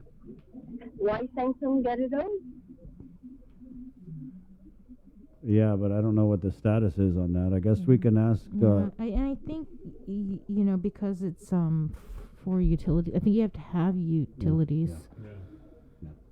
Yeah. That makes sense. So, ma'am, the number you want to call is 671-638-4518. 638-4518. Yes, ma'am. 671. Yeah. Yeah, because it's so hard. They expect us to wash our hands, all these things, but yet when we're asking for help, nobody's listening to the people that need it. And this from the Chamorro Land Trust, this is government here. Yeah. Have you heard anything from the Chamorro Land Trust Commission? Have you tried calling them? Yes, and they don't have the budget for it. From what I know is that GWA has funds from the federal to help for the infrastructure for people that need the water pipes to come in, because they're charging us an arm and a leg just to bring in the pipe. It costs like $15,000. Yeah. Mm-hmm. Oh, yeah. So I don't understand. People are calling in. People are doing a petition. How is it that the government will give people land and it's so hard for them? Before it was very easy to bring in water. Now it's harder and it's easier to bring in power than it is water. And water is a necessity. Yeah. Totally feel you, ma'am. With the way the original landowners are being treated by this administration and the frustrations that we always hear from the Chamorro Land Trust lessees, it's really disappointing that you guys aren't treated better by this administration. It really bothers me, ma'am. But keep us posted when you call, and then we do have the land share Speaker Teresa Lahi coming on tomorrow, so we can kind of follow up on this. Okay. All right. Okay. Are you okay though, ma'am? Pardon me? You okay? Oh Oh yeah, I'm just not only speaking for me, but I'm speaking for others that are around me, and how people. It's really frustrating where I see a lot of them. They're suffering, walking out with gallons to try, and it's bad enough at the mayor's office. We cannot go get water, or the closest part is a Stumble Center, but we still can't get water. So I just don't understand why the government. This is our land, and we're supposed to be helping our people. I just don't understand why is it that our people don't come first to anything. We're the last one because it's our island. We come last. It doesn't make sense. Amen, ma'am.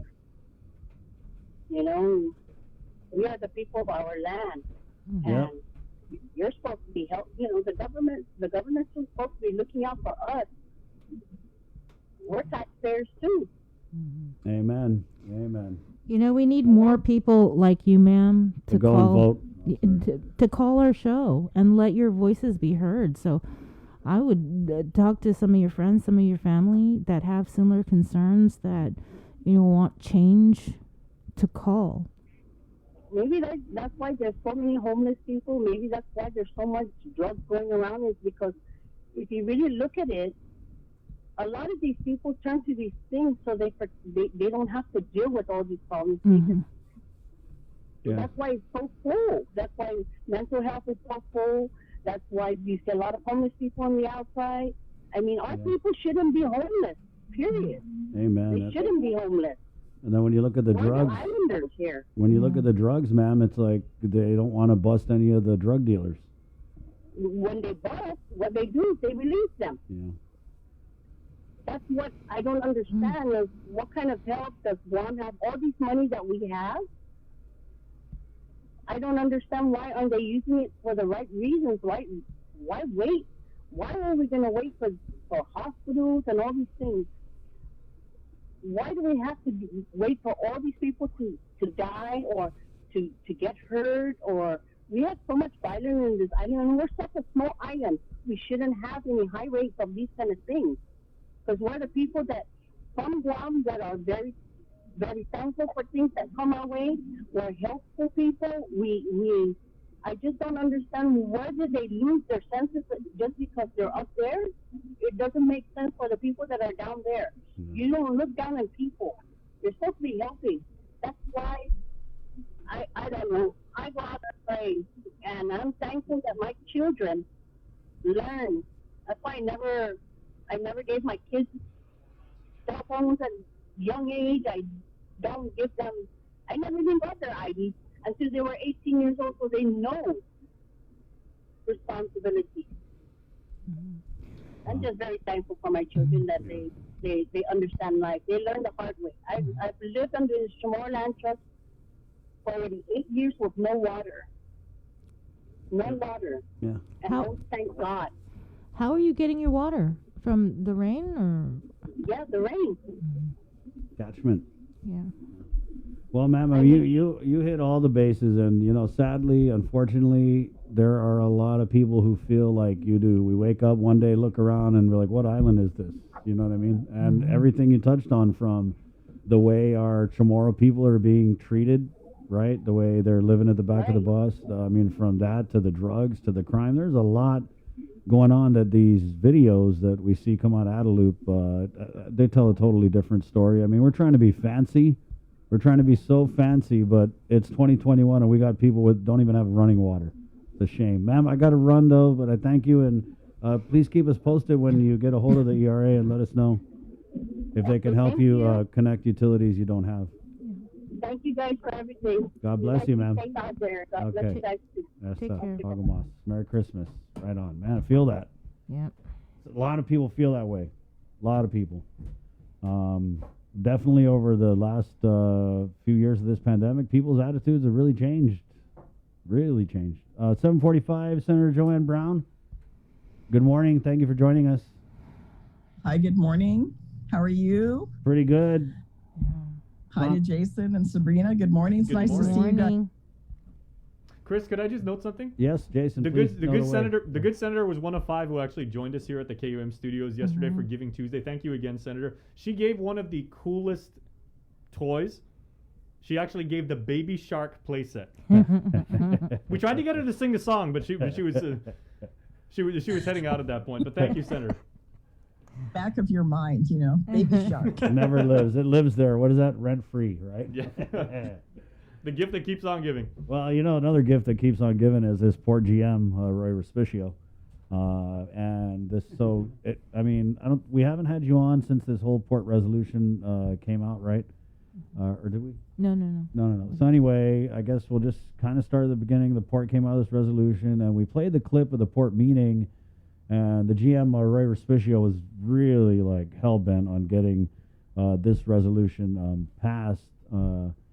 And it was, and you know the releases have come out, and the port is saying that you received illegal retroactive raises, and then you had countered with a release citing a section of the law that says anybody who authorizes these alleged illegal acts is actually on the hook for a misdemeanor, and so you kind of flipped it on them and said, hey, so that means your chairman, Frank Santos, and board member Nathan Timinglo are actually the ones who are going to be the target of this misdemeanor. I think you call it a witch hunt, right? And then the port kind of shot back with a couple releases that I think there was a release from the chairman, Frank Santos. Did you see that one, Senator?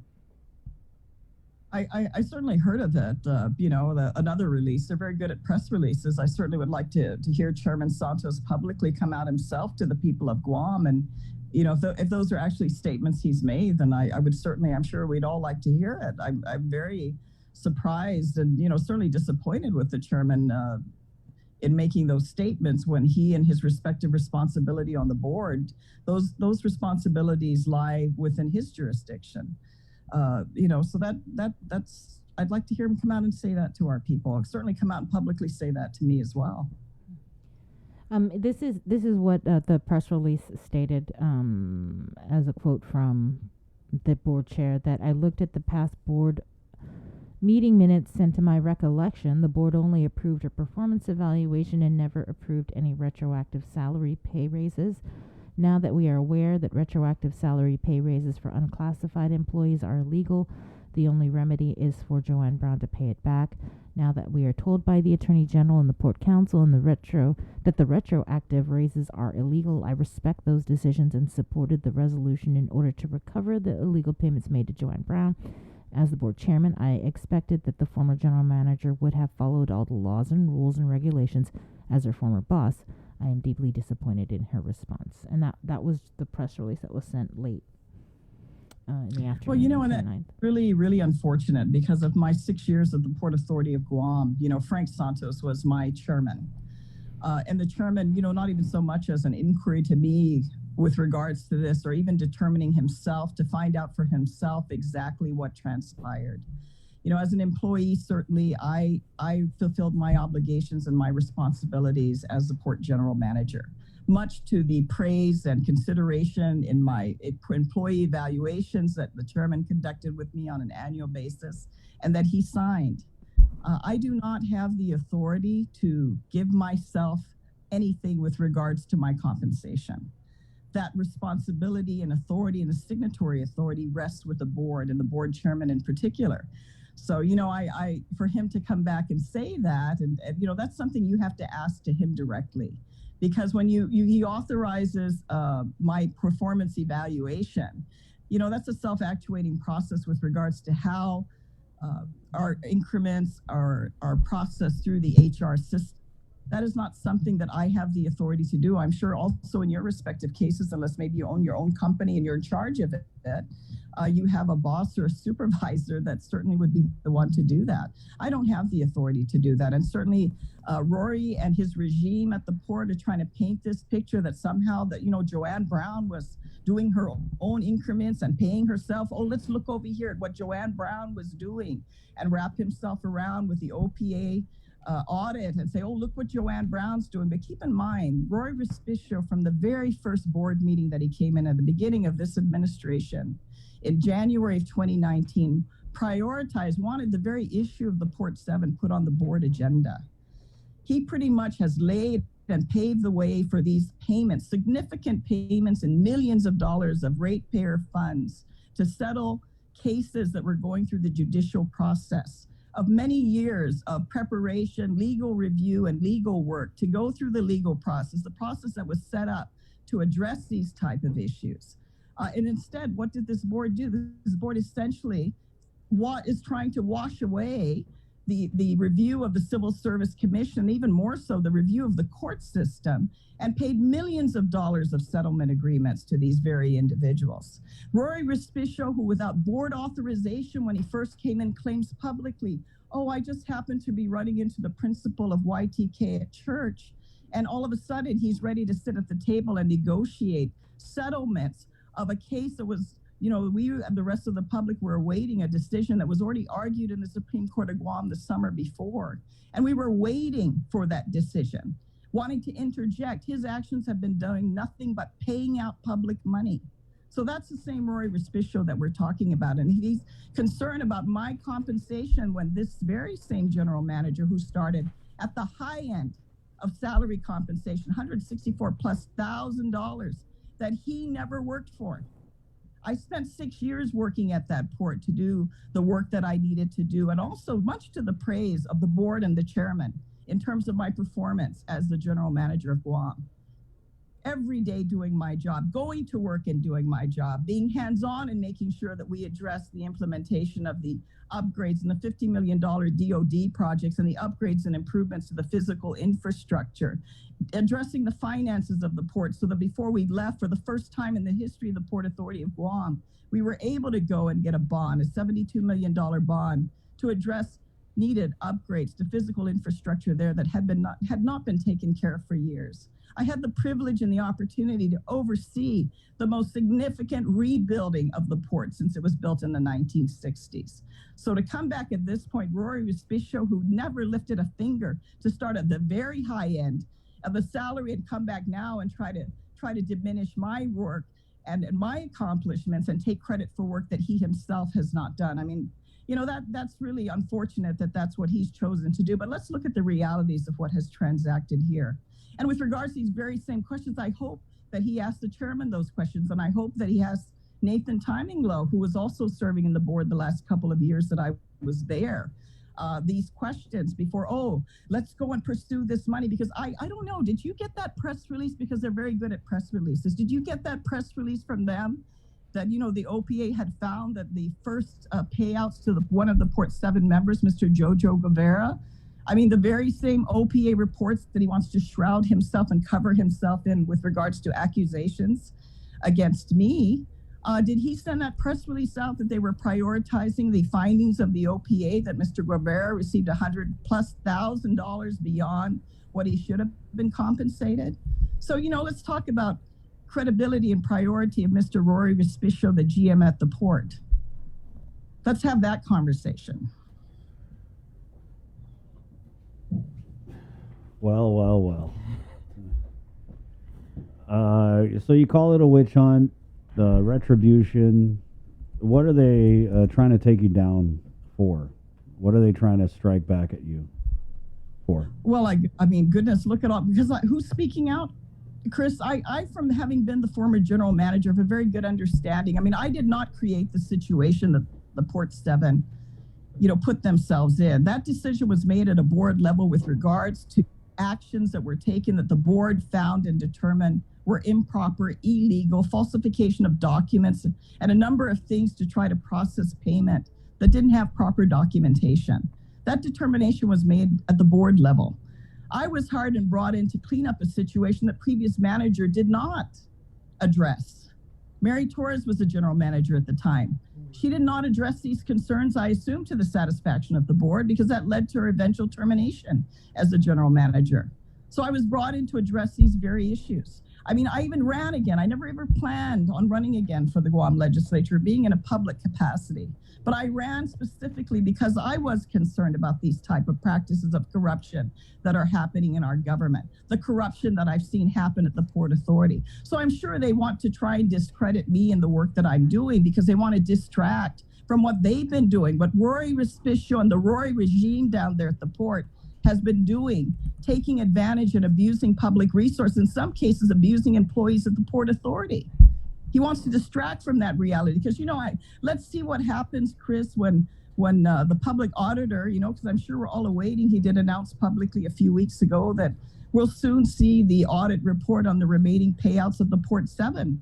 Let's see what his explanation is, because his first explanation is, we don't agree with the OPA findings. But in my particular case, Joanne Brown, let's go look at we have to get this resolution right away because we have to address the integrity of the port. Because look at these illegal payments the former general manager at the Port Authority received. I don't have the ability, Chris, to give myself pay raises, increments. I don't even have the ability to trigger authorization for my salary. That's done above me. In that particular case, yes, I'm the general manager to the port, but I'm directly the employee of the board of directors at the Port Authority of Guam. So I don't have the ability to do that. So to try to make it appear that somehow, Joanne was brought in and look at what she did. She's trying to pocket, increase her salary compensation, the very same salary compensation that he benefited from the very first day he walked in without investing any time or effort in helping build that port. So let's see where the priorities are and who's being upfront and who's being honest with the public and what they're doing. But to me, like I said, this is nothing but a witch hunt. This is nothing but retribution because, I'm the target. Even though these decisions were made at a much higher level than my own, to include the administrative actions that were taken at the board level with regards to the Port 7. Those cases were going through the court system, as they should, so that whatever the ultimate determination was, the people of Guam can have some comfort that there was proper review of what actions were taken, especially when it involved misuse and abuse of the Port Authority. But no, we're going to wash all that. We're going to bring in Louis Baza, the chairman of the Civil Service Commission, who sat through so many of these very cases. The next thing you know, I don't even know, it's a twist of a dime. He's all of a sudden hired at the Port Authority of Guam and making public statements that these employees are innocent. And I assume being involved in doing the settlements for these employees. So where's the credibility there? Where's the ethical responsibility there and the actions that are being taken to try? He brought down to try and sanctify, make it seem that, everything's all proper and in order. And, because of his expertise with the Civil Service Commission, he who sees on a regular basis the abuse that's going on down there. And he knows what's right and wrong with regards to how personnel are supposed to be treated. But does he do anything about it? No, Louis just looks away. So let's talk about what's going on with the real issues there. Because you want to talk about misuse, you want to talk about corruption. They think that they're going to focus this on me and try and discredit me. I think they're only succeeding in making a brighter light of public interest on what exactly is going on down there at the Port Authority. And certainly for the board of directors, that responsibility to oversee, supervise, authorize anything for the general manager rests within their jurisdiction and within their responsibilities. I don't have the authority to do that. My signature does not trigger any of that. So, I certainly want to relay that to the public because, they want to make these accusations while they're trying to, you talk about the fox guarding the hen house. These guys are not just the fox guarding the hen house, they're in there massacring the hens that are in the hen house. That's what Rory Respicio and the Rory regime has brought back in bringing these Port 7, reinfecting the port. That's what he succeeded in doing. And now he wants to say, this is a pride. We got to go after the former general manager because look what she did. These are not through my actions, not through my signature, and definitely not through my authority with regards to any compensation that I received. And certainly, I think, I've maintained a pretty consistent track record. I work for what I have. I have no problem showing up to work and doing my job. I've always done that. I continue, and I still continue to do that in my respective capacity as a member of the Guam legislature. Senator, I want to just ask, I think, the obvious question, right? Because did you, in your opinion, receive illegal retroactive raises? Because I know that we're focusing on, and your release, you focused on what the law said anybody who authorizes these things. But do you feel that you received? That's what I need to ask of the board, because as far as I'm concerned, in the work that I've done in my capacity, let me say, why don't you ask Roy Respicio? I believe he was hired around the 7th of January 2019, right? You know, the processing of his paperwork and stuff, did that happen on January 7th of 2019? Did they get all his personnel jacket down there and process all his paperwork? Was all that executed and signed on the 7th of January? The odds are fairly good, as it is with the rest of the government of Guam. Probably not. So did Roy Respicio, in receiving his first paycheck, did he get retro pay? Stand by. Let's jump over. Good morning on the breeze side. We're KUAM FM here. It's The Link, brought to you by Pacific Points, Cavo Enterprises, ITNE, and Jack in the Box. KUAM TV, good morning. Here we come.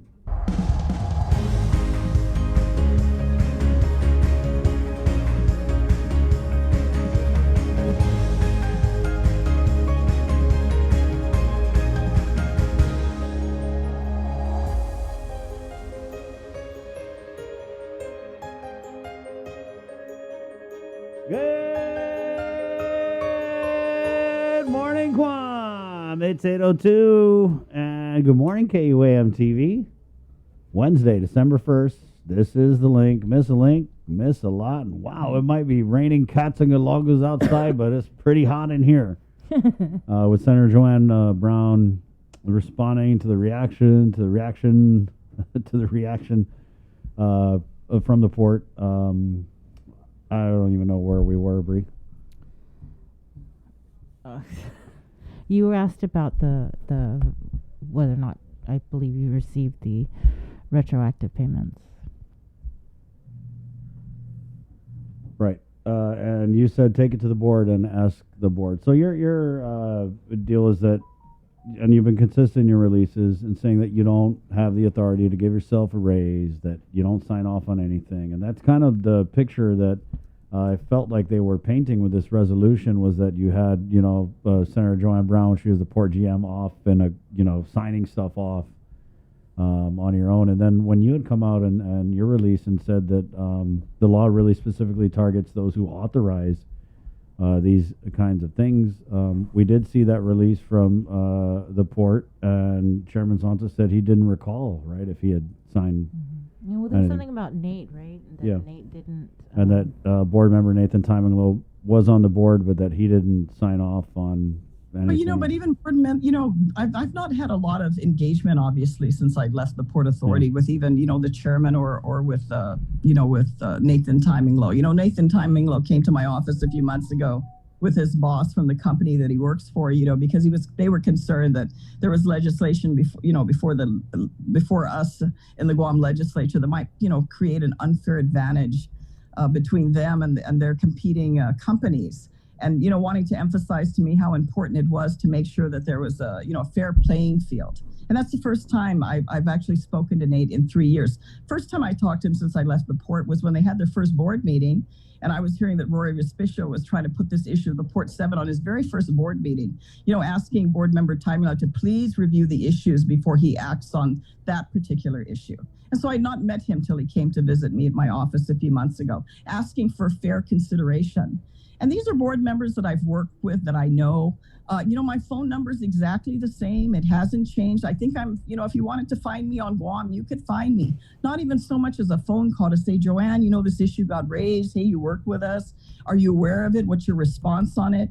No, instead we're motioning on this meeting to take action. And the irony, I don't even know the board member that raised the concern or who recused herself from voting. Hey, let's look into this issue a little further.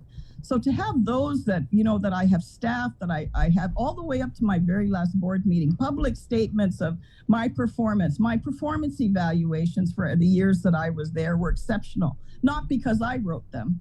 They were given to me by the board chairman. And for them to now to take this action because the current management, who is very clearly from day one, probably even before day one, we're laying paving the way to politically accommodate cases that were going through the legal process, paying off millions of dollars of rate. And not just that, it's not just the Port 7, there are other payoffs that they also made of adverse actions in the that were going through the process through the Civil Service Commission and the court system, and paid those off too.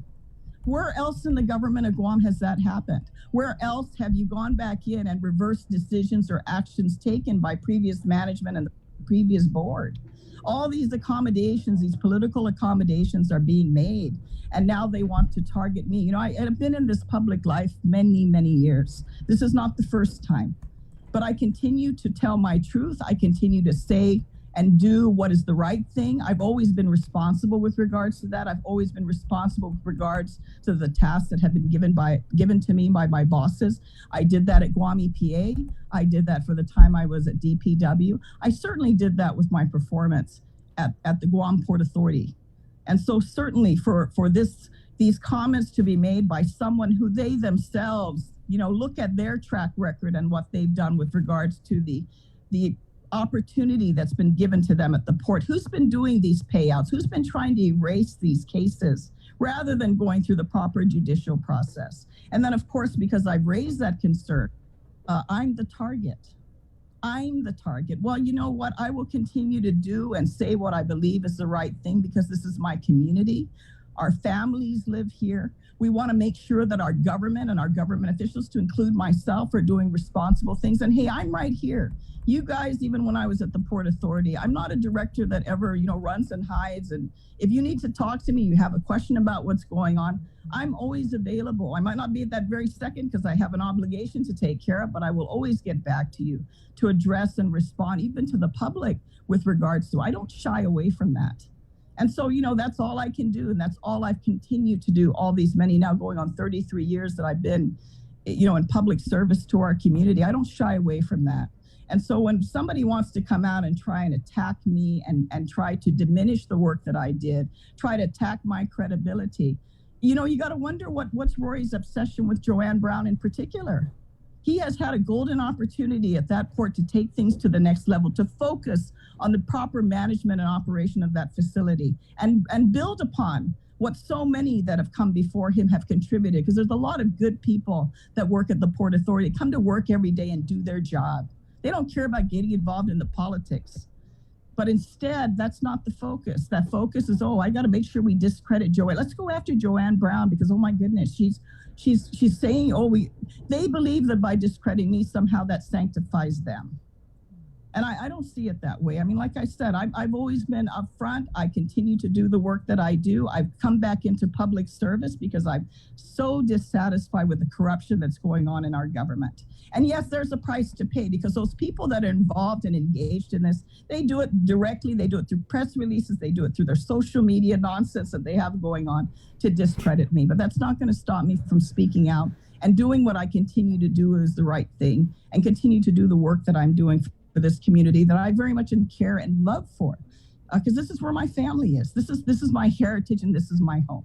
And I will continue to do that in spite of Rory Respicio and the regime that he has down there at the port that is not working in the right way, not doing what is best for our people down there. He's the general manager that's paid off all this money. And you watch. Let's see what happens. Let's see. And I have no idea what's going to happen with this audit report by the OPA, but that, you know, the public auditor, BJ Cruz, is going to release. But let's see, let's watch, let's hear.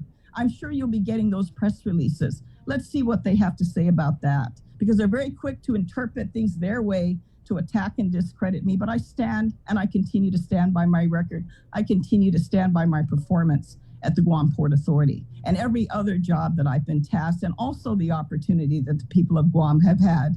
It elected me to public office. Yeah, and that, so I more than that. Well, thank you for coming on, Senator. And I think a lot of people, well, at least that I know, are more concerned about your performance as a senator, right? So thanks for coming on, Senator Joanne Brown.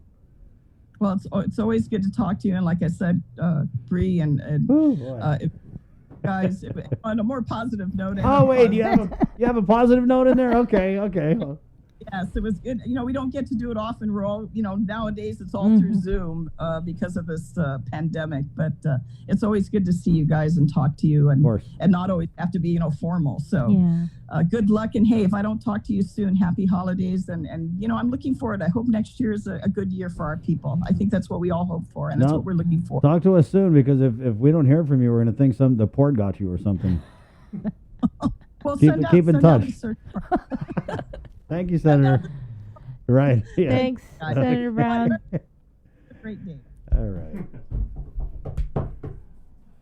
I've asked the Port GM Roy Respicio to come on a bunch of times, but he hasn't really come on since we made a big to-do about the hiring of the former DOC corrections officer down there at the port. But it is what it is. The invitation's always there.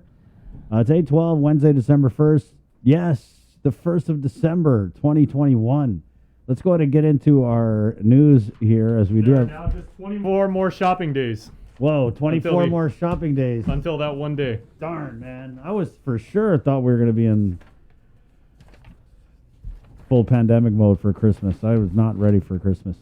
Good morning, guys. 8/12. Superintendent John Fernandez is on the way.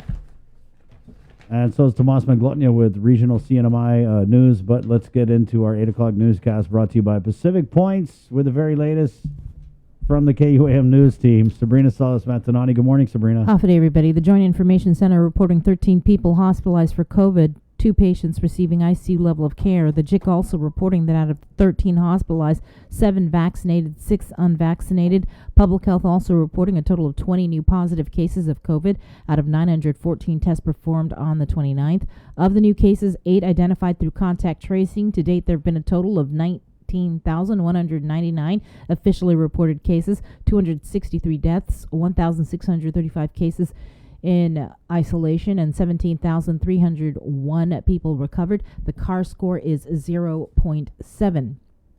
To date, a total of 125,354 of Guam's eligible population is fully vaccinated. As for booster shots or additional doses of the vaccine, the following have been administered: 16,641 doses of Pfizer, 9,485 doses of Moderna, and 239 doses of J&J. Meanwhile, this just in, the Department of Public Health community-based testing scheduled for today at the Old Carnival Grounds in Tiedzin has been rescheduled to 1 to 4 p.m. as a result of the inclement weather conditions this morning. As for the surge in Saipan, there are 43 new positive cases of COVID. There are currently 6 individuals hospitalized. 5 are unvaccinated. 1 is vaccinated.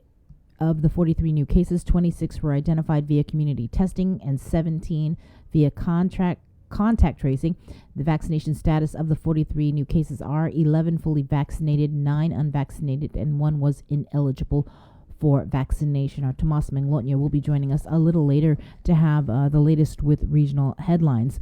Meanwhile, the CDC has expanded its vaccine guidance to recommend all U.S. adults get a booster shot as concern over the new coronavirus variant known as Omicron grows. Officials say it will take a few more weeks before we know if the current vaccines protect against it. Naomi Ruckham reports from New York City, where officials are already preparing.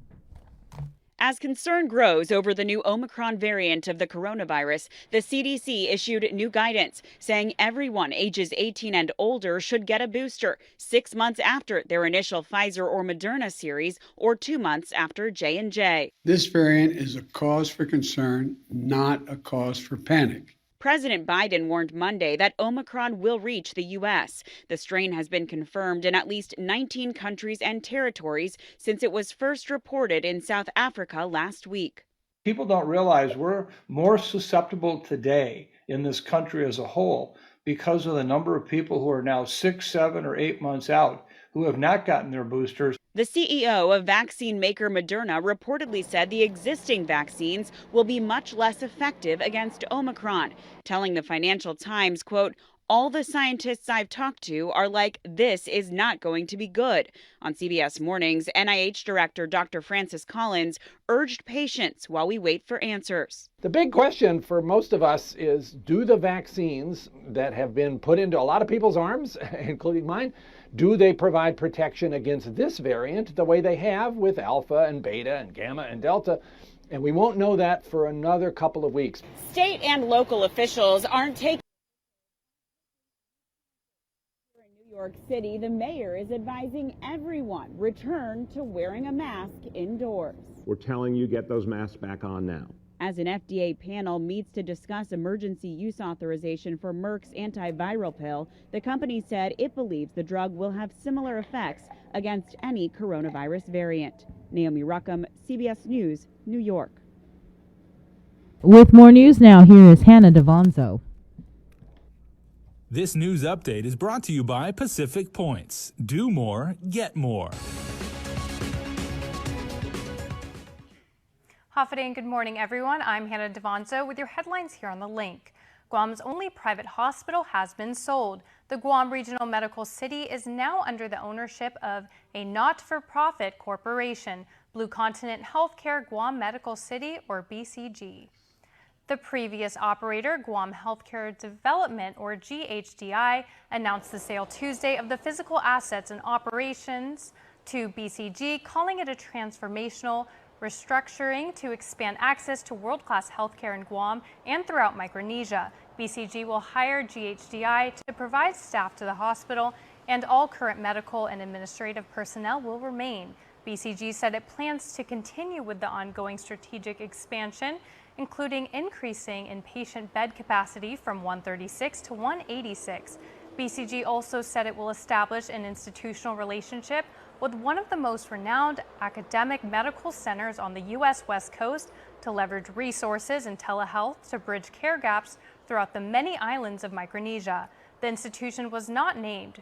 GRMC was opened in July of 2015 by the Philippine-based The Medical City Group. Meanwhile, details of the sale were not released, but the buyer is seeking federal tax-exempt status for $600 million in bond financing. GITA held a public hearing to get input on the company's application to the governor, but the proposal has raised the concerns of Congressman Michael San Nicolas, who questioned why GovGuam is even entertaining it. Nestor Lecanto reports. A nonprofit corporation called Blue Continent Healthcare is seeking a tax-exempt designation from Governor Leon Guerrero, which would lower its borrowing costs. The law requires that a public hearing be held, which was conducted by GITA. Among the few who attended was Congressman Michael San Nicolas, who raised multiple concerns. I don't understand how GITA is able to bring us to a public hearing without any documentation illustrating public benefit, and yet we're going to participate in a $600 million offering, not necessarily putting our credit on the line, but definitely having an involvement with a nonprofit entity going out and borrowing to acquire what was originally a for-profit hospital. If GITA is willing to have a public hearing for a nonprofit organization and sign up for its triple tax exempt status without any documentation showing that it's for public benefit, is every other nonprofit organization going to be given the same kind of access to this kind of tax exempt treatment? He cited as an example the Catholic Church, which faces potentially hundreds of millions in debt because of clergy abuse litigation. Can they now come to GITA and go through this process and proceed to go and get tax exempt status because it's going to be signed off by the governor? And is every other nonprofit organization going to be able to avail of that?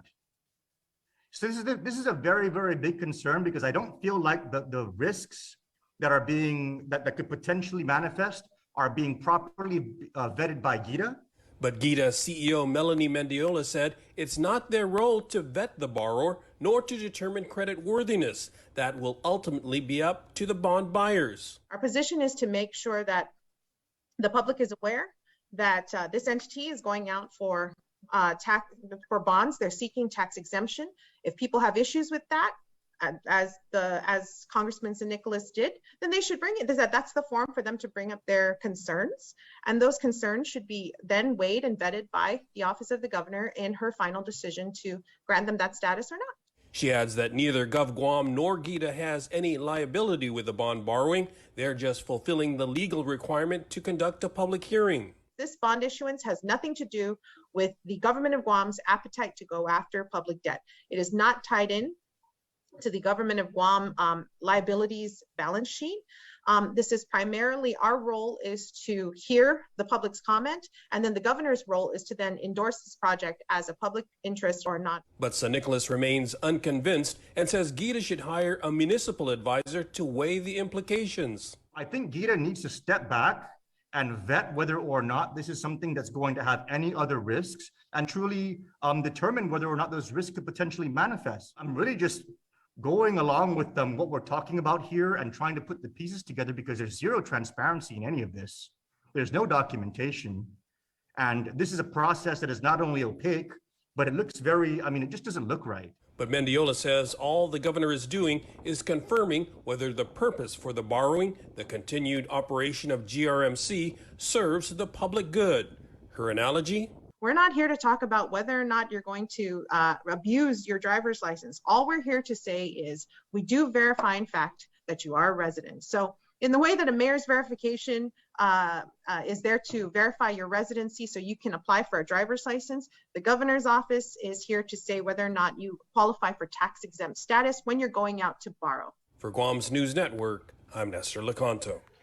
Federal investigators have seized electronic data from an iPhone that was the subject of a warrant signed by District Court Judge Michael Bordallo in late September. The warrant was issued as part of an ongoing drug investigation. The phone was seized from Barry Joe L. Nada. Nada was busted as part of an operation involving several packages combined containing over 3,600 grams of meth. According to the warrant, federal law enforcement plans to extract data that includes text messages, voicemails, phone logs, and other documents relating to the manufacturing, transportation, ordering, purchasing, and distribution of controlled substance. This case is sealed. Almost 450 grams of meth was seized after a search warrant was issued earlier this month. The search warrant was for a priority mail package addressed to Gerald Torralba Indedido, a member of the Guam Customs and Quarantine Drug Detection Dog Unit, was alerted to the package as it was being received at the Barragata Post Office. Aside from meth, vacuum-sealed bags, a candle, and foil were also seized. The investigation is ongoing. That's it for now. We'll see you tonight for KUAM's News Primetime. This news update is brought to you by Pacific Points. Do more, get more.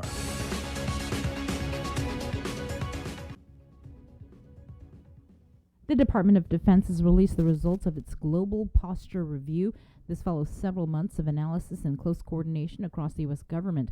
According to a media release in the Indo-Pacific, the review directs additional cooperation with allies and partners to advance initiatives that contribute to regional stability and deter potential Chinese military aggression and threats from North Korea. These initiatives include seeking greater regional access for military partnership activities, enhancing infrastructure in Australia and the Pacific Islands.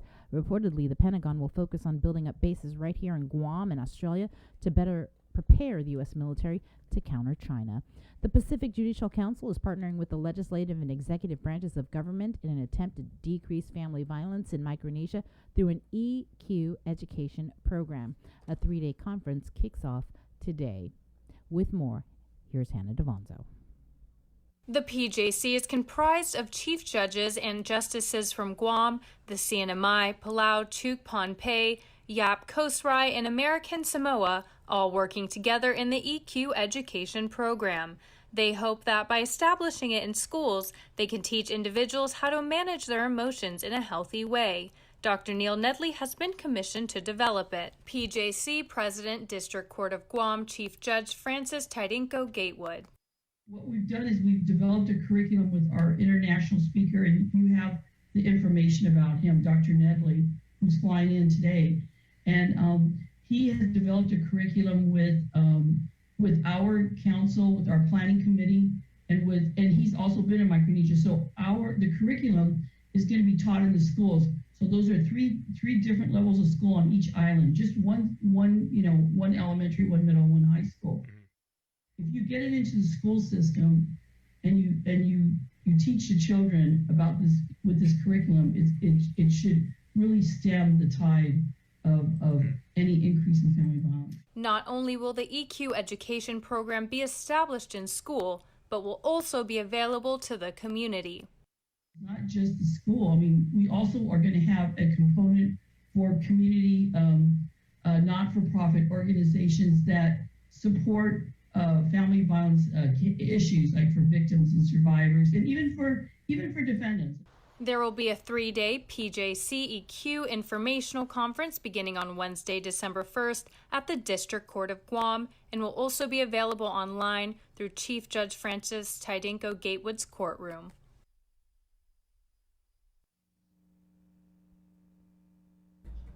And we now head into the Zoom room where we check in with our Tomas Manglonia, who it currently is in Saipan, with a lot of developing news over there. Do you want to start with what's happening in Tinian? Yes, Bree and Chris, Jason, Joser, just receiving news early this morning of 43 additional cases in the NMI. That brings the total case count to 855 since March of last year. There remain 6 individuals hospitalized as a result of COVID-19, 5 unvaccinated, 1 vaccinated. We also wanted to share that just this morning, we also received confirmation that there are now 4 cases on Tinian. One case was found through community-based testing and 3 via contact tracing. We're going to be interviewing the mayor of Tinian, Mayor Adan, this afternoon, and we'll have more on prime time. But we did want to share a recent interview we did with the CEO of the Public Health Hospital just a few days ago, where she addresses this outbreak that's happening in this CNMI.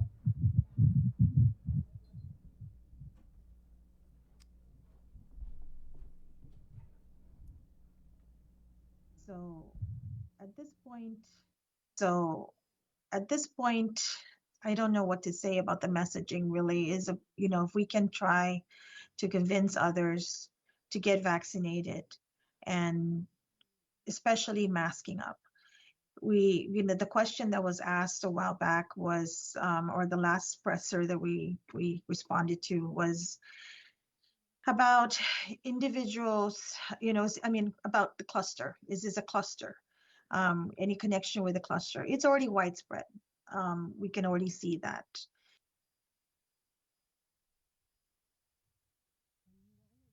Share some of the latest numbers, speaking of vaccinations for both Rhoda and Tinian. Of course, when we learned of the surge on Saipan, one of the first questions we asked was, what does this mean for Rhoda and Tinian?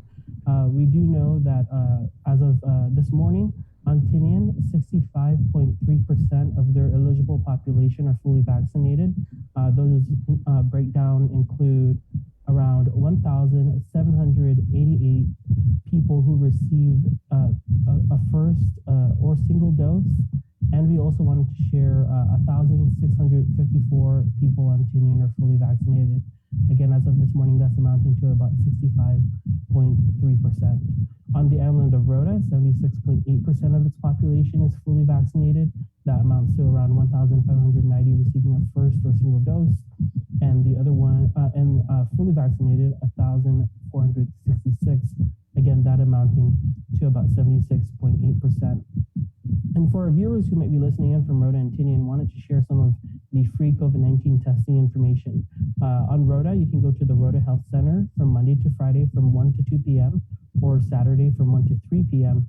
And if you're on Tinian, you can get tested for free Monday to Friday, 1 to 2 p.m., Saturday, 12:30 to 2:30 at the Tinian Health Center.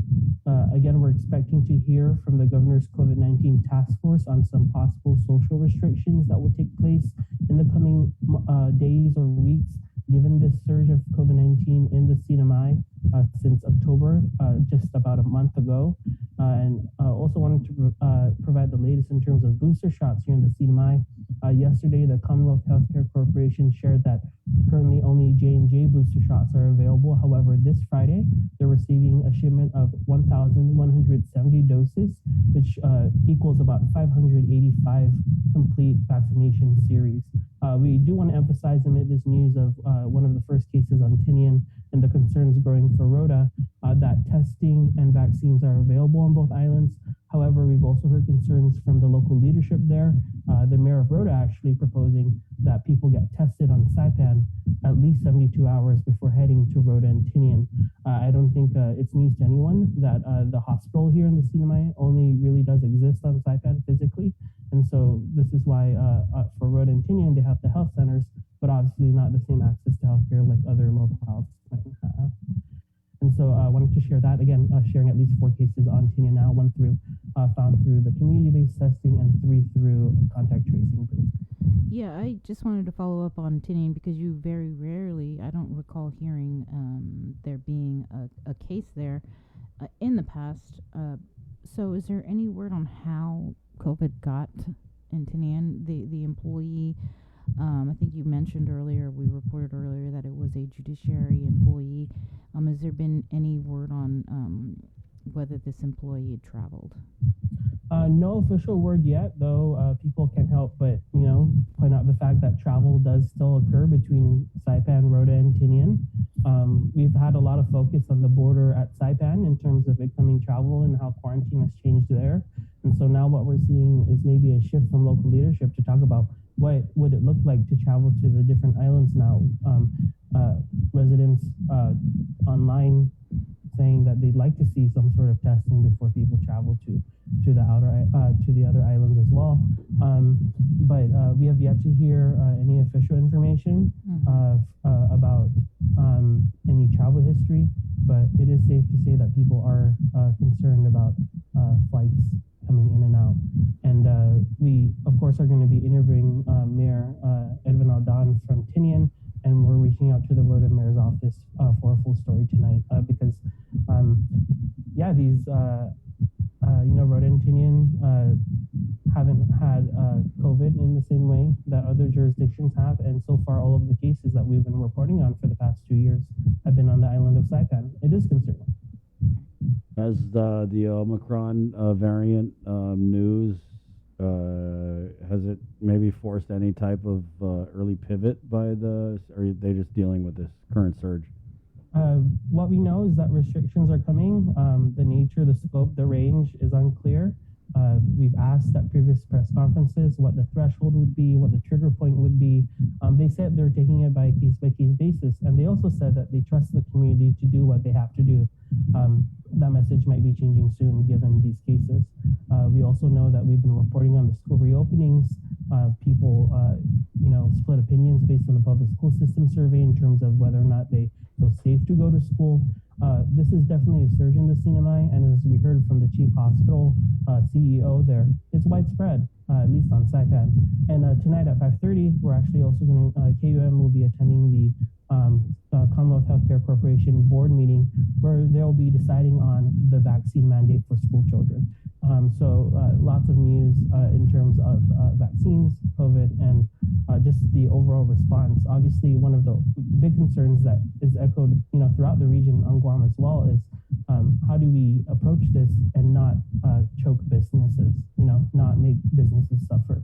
And I think that's one of the biggest conversations happening now as well. Obviously, the public health response also being focused on. So we'll continue to bring you the latest as we learn about it. As of right now, no confirmed cases on Rhoda, though. So. Good news. Tomas, thank you so much. Thanks, Tomas. Thank you.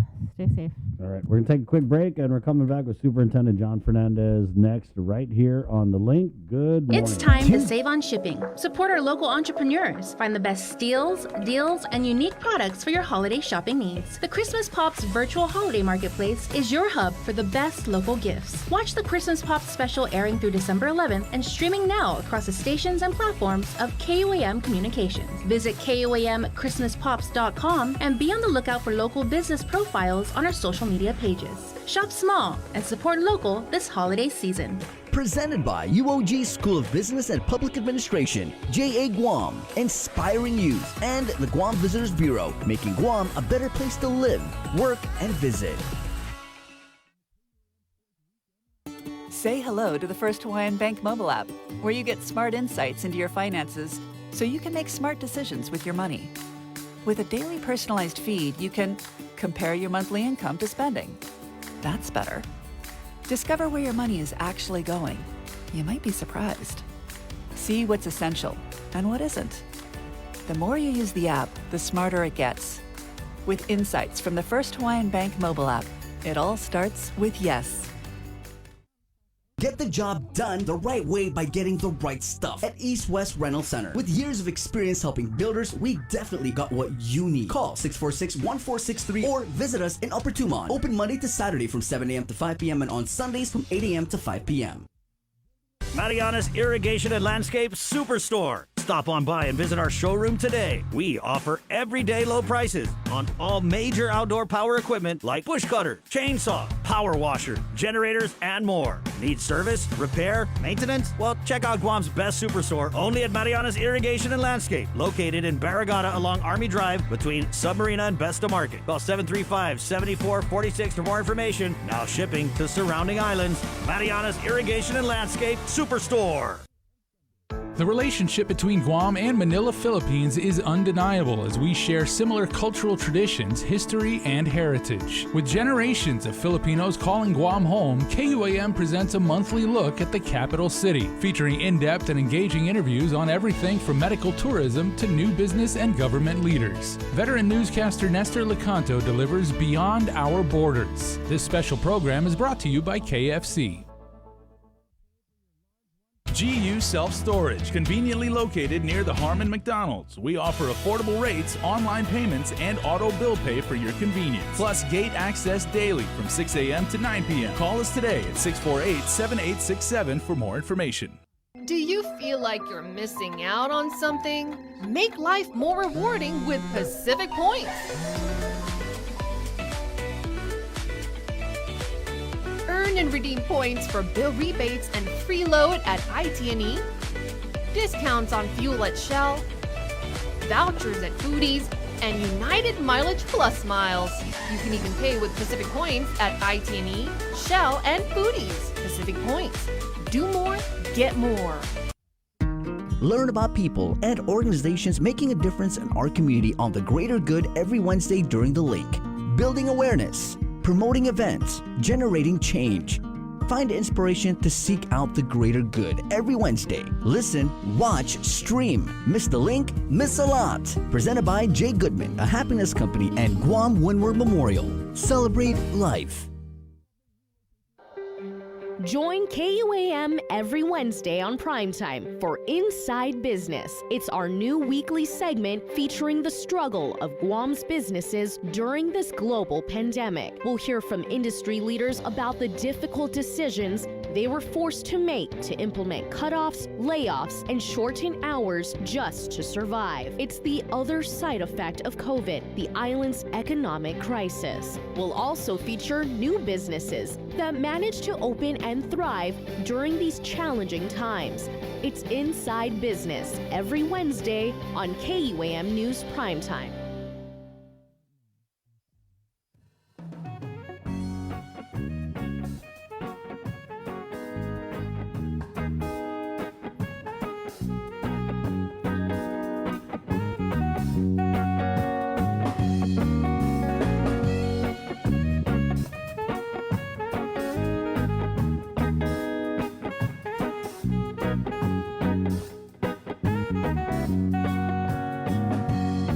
Sleigh bells ring, are you listening?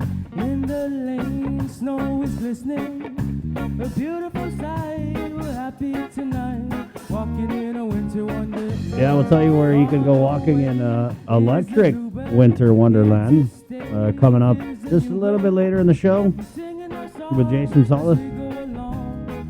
840 Pacific Points, Cobble Enterprises, IT&E, and Jack in the Box. It's December already. Breaking news. It's December. Can we get that in the breaking news? It's December 1st here, 2021. 8:39 Wednesdays are for education. We had GDOE Superintendent John Fernandez joining us in the KUAM News Zoom room. Also, we have our education reporter Isaiah Uga, and I think he's going to pop up. Good morning, John. Day. Good morning, guys. Well, I guess we just started the first day back at school. Full on face to face. No cohorts Monday. You've had I guess a couple days to kind of stretch your wings a little bit. So what's the status report on just the the first couple days of the return to face-to-face? Well, first of all, yeah, Chris, you recognize that it is December. I mean, this year has been, kind of a blur. Yeah. Maybe just like last year has been. So, it is December. So I hope that everybody in the midst of all of the things that we're dealing with will put themselves in the proper mindset and in appreciation of the holiday season coming, before us. And hopefully we'll have some, appreciate the time with family and all the blessings that we do have, despite all the challenges that we continue to face. It's been a rough year, and we started. We were very glad actually to be back in school, to have the kids back in school. We had a big debate over this last week, whether it should have been this week or in January, or phased in through January. But either way, we were pretty much committed to the fact that, as predicted, as we had been tracking the public health statistics, we were we got out of this high risk situation with regard to the COVID-19 transmission risk in late November, which really positioned us to begin bringing back students for 5 days of instruction. And so we had that discussion last week at the board meeting. The board ultimately elected to go with a November 29th start date. And so we're very grateful for the hard work of our administrators and our teachers and the bus drivers and the staff who had to pivot really quickly to try to make that happen. And of course, with Friday being a holiday, it was kind of a mixed blessing in terms of, I'm sure everybody wanted that extra day to take a deep breath and get ready for Monday. But of course, it shortened the opportunity to prepare for that sudden change in date. At the same time, as far as this week has gone, and we're not through the week yet, so this heavy weather really didn't do us any favors in returning to school on Monday. And I need to talk to Landon. I think he said it was going to be till Tuesday, but here we are on Wednesday. I woke up and I said, man, it's still here. But obviously during a normal school year, heavy rains present all sorts of challenges, much less with ours trying to get back, all of our kids back to school in one cohort, in one day. So that didn't do us any favors. So I think in the first couple of days, we definitely did see schools with traffic, outside, people, gratefully people driving slower, but, leading to congestion and delays in kids arriving to school. We still did see a lot of, a lot of parents dropping their kids versus opting for the buses. And then, of course, on the bus side, we know that our partners at DPW are, dealing with a shortage of bus drivers. So, them trying to make sure that they get our kids to school safely and as timely as possible, is definitely appreciated. So, so that's what I can say for the first couple of days in terms of the start of the school day. At the end of the school days, I think similar issues. It's really, when kids are dismissed, that's another issue we have to deal with in terms of the rush to get on the buses, the rush to get to the parents, and then getting the kids home on time. So, something we'll continue to monitor. We haven't seen anything out of the ordinary in terms of, the delays that you would normally see on a regular start of the school year. But again, that's something we're just going to have to stay on top of with DPW. Now, during the school day, we've heard a couple of, I've heard just anecdotally from different schools, and that's something that we're going to have to assess, this week and next. Obviously, there's been a lot of anxiety about the return to school for both cohorts. Despite what the data says, you still have people in the community saying, it's getting worse, it's not getting better. And, we have to continue to just provide information to our community to let them know we aren't where we were, back in September at the peak of this Delta variant wave. So we're in a much better position. We still are insisting on a multi-layered approach to safety. A lot of the concerns we are getting from students, from families, whether it's at school or on the buses, is our ability to maintain physical distance with all the kids back on campus, and especially during the rains where they're not able to kind of, spread out because, a fear of getting wet during their break times. So that's one thing that we have to continue to watch. And then the second issue, though, is we're hearing a lot of on the plus side, a lot of kids are happy to see their friends back, happy to be back to some a more normal routine. And so that's that there's a plus and minus to this that we just have to continue to try to address. Definitely want our kids back, but we still have to maintain safety in all aspects of what we're doing as we get back to school. I was glad I had a series of emails from students from an Untalon 8th grade class. I think their teacher said, "This is your assignment. Email the superintendent. Use your student email address, use the superintendent's email, and let them know whether you like it or don't, and in terms of your return." And it was good. It was a mixed set of messages. A lot of the students were just appreciative of being back, but they still, of course, are aware of the safety issues, and they all promised to be safe and to try to improve things. But I just thank them for their candid, assessments, and I did appreciate hearing directly from the students. So hopefully we'll hear more from our students and our teachers. And we know that it's a big adjustment. We know that this first week there's still going to be a lot of concern, and people may still be upset about the final decision. And again, once that decision is made, we need to go forward and make it work as smoothly as possible. But we do hope that over time, if we can continue to demonstrate safety in the schools, that that immediate shock of returning, to one cohort, we'll start to get used to it and get back into our routines, knowing that hopefully we're creating the new normal for our school system and our school year. So I'll go ahead and end there, and I'm happy to take any questions. Let's bring in Isaiah Uggan. Good morning, Superintendent. I was wondering if we could get an update on the COVID-19 testing plan. Have you guys heard anything from Public Health? Well, no, we haven't. I mean, we're having several discussions with Public Health, and so that's something that we are, still working on. Like I told my team, we can, I think they say, like, how do you eat the elephant? You got to start with, one part at a time. And this move to get everybody back to school, really was our big focus, and it was really something that everybody throughout the school system just had to focus on. And over the next couple of weeks, making sure that everybody's safe, everybody's, gets back into a regular routine. So that's really our focus.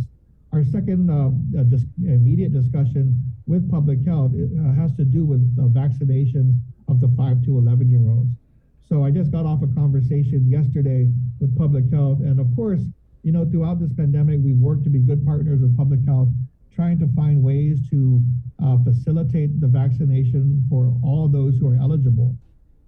So now that we're at the 5 to 11-year-olds, we're trying to figure out what ways in which we can add value to their efforts. At the same time, we're running a full, at full operations throughout the school week.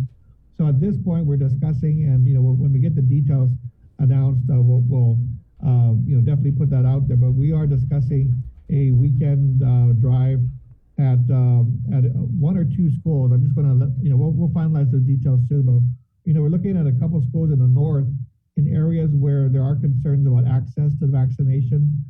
So we're going to try to work with the Public Health team on those details, and hopefully, either 1 or 2 weekends during December, we'll be able to offer that school-based support in areas of the island where concern about access is important. There is a sense of urgency from Public Health. Early on, we were talking about the vaccine not being available to 5 to 11-year-olds, and so the strategy there was to vaccinate all the adults around surrounding those kids. And I think the island's done a great job of doing that. The latest information I have is that the 12 and over population is at 92% fully vaccinated, and obviously the booster drive is what's next. And then from our standpoint, our employees the last data I had was 94% of our employees were fully vaccinated, and the rest going through weekly testing. So that was the adult strategy. Now that the 5 to 11-year-olds are now eligible, my message to Public Health is, with 92% of the adults vaccinated, it would be my assumption that the parents of these children know when, where, and how to get the vaccines. So if there's any delay or any underperformance in the vaccination of these younger children, some of that might be the hesitancy or the questions or concerns that parents might have about vaccinating their younger children. So we've definitely been asking public health and working with public health to take any information they can provide about the 5 to 11 vaccine, so we can begin pushing that out to our families. Make sure that as part of this effort, we do an education and awareness, drive for our families, because obviously they know how to get the vaccine, but if they're not rushing for the 5 to 11-year-olds, some of that might just be a need to answer questions, get more information, have a little bit more time to see how others are doing once now that the vaccine's rolling out. But definitely we want to support them on that. There has been some discussion about vaccination during the school hours, and so that's something that I think is going to take further discussion and thought. I believe something similar was done with the H1N1 virus on Guam before my time with DOE, but I want to look at that. But I do know that there are so many different details, concerns, and questions that we probably need to answer before we move in that direction. I know that there was a mandate for employees, but as far as I've heard, there hasn't been any discussion about mandating children in schools. So our effort really is to support public health in maximizing the 5 to 11-year-old vaccination. But I think we have to discuss it further if we are going to think about using school hours to vaccinate our kids. Our focus really is on returning to teaching and learning, maximizing instructional time, and then trying to recover the lost instructional time that our kids have had to endure for the past 18 months. I guess I didn't answer your question, Isaiah. Regarding student testing, that is still on the table, but as you can tell, it's not the top priority right now. Now that we're trying to settle into the 5 days of instruction routine and facilitate 5 to 11 vaccinations, which are public health's top priority. The student screening and testing we're still working on, but we're not prepared to announce a date to implement that and begin that process yet. Any update on the 174 students who still, I guess, haven't been unaccounted for? So I don't believe we have an update on that, except that now that we're back in school, and we're hoping that we're going to be looking at attendance rates and attendance numbers by the end of the week to see what the issues are, if there are any issues with attendance of kids coming back to school, and as part of that we'll see what we can do to update the numbers of those kids who have just not been in contact with the school. So we'll try to do that. Again, with regard to the return to school, I mentioned the heavy weather, I mentioned buses, I mentioned distancing, but attendance is another another concern that we need to factor in, so that we can ensure that we have a good read on how many parents are not sending their kids to school, even though they are required to be there. So we'll have an update. We wanted to give the schools the full 5 days because some parents may not send them the first day, but by Wednesday they feel more comfortable. So we wanted to take that into account. And then at the end of that, as part of that discussion, we still will be discussing with the governor's office what her position is going to be on the truancy aspect of it, because as you recall, she waived the truancy law in the executive order issued back in September that allowed us to return to in-person instruction. So those two issues we have to deal with in terms of ensuring that we have our parents and our children back in school as needed. Now that the department is somewhat back to a normal school year, or they're having students attend classes 5 days a week, does GDOE have to make up any days? I heard there was a number thrown out, like 45 days that I guess students have to make up for classes. So that's still a discussion that we have to have with the board. So there are a couple of things going on, right? Number one is, as I mentioned before, the strategy for learning recovery has to be, stop the learning loss first. right? Let's get back to school and get our kids back into, as safely as possible, get them back to 5 days of instruction. The second discussion is about recovering, the lost learning. And so we do have an active discussion. We will have a work session on the 7th with the curriculum committee on the board to discuss learning loss and learning recovery, in a holistic way. So we're not just talking about days, hours, and minutes. We're really looking at the big picture and what learning loss and learning recovery ought to look like, with our school system. So what I mean by that is that yes, there will be discussion about extended time, whether that means extended day or adding on days to the school year. I do agree with the estimate that you're citing. It's about a quarter's worth of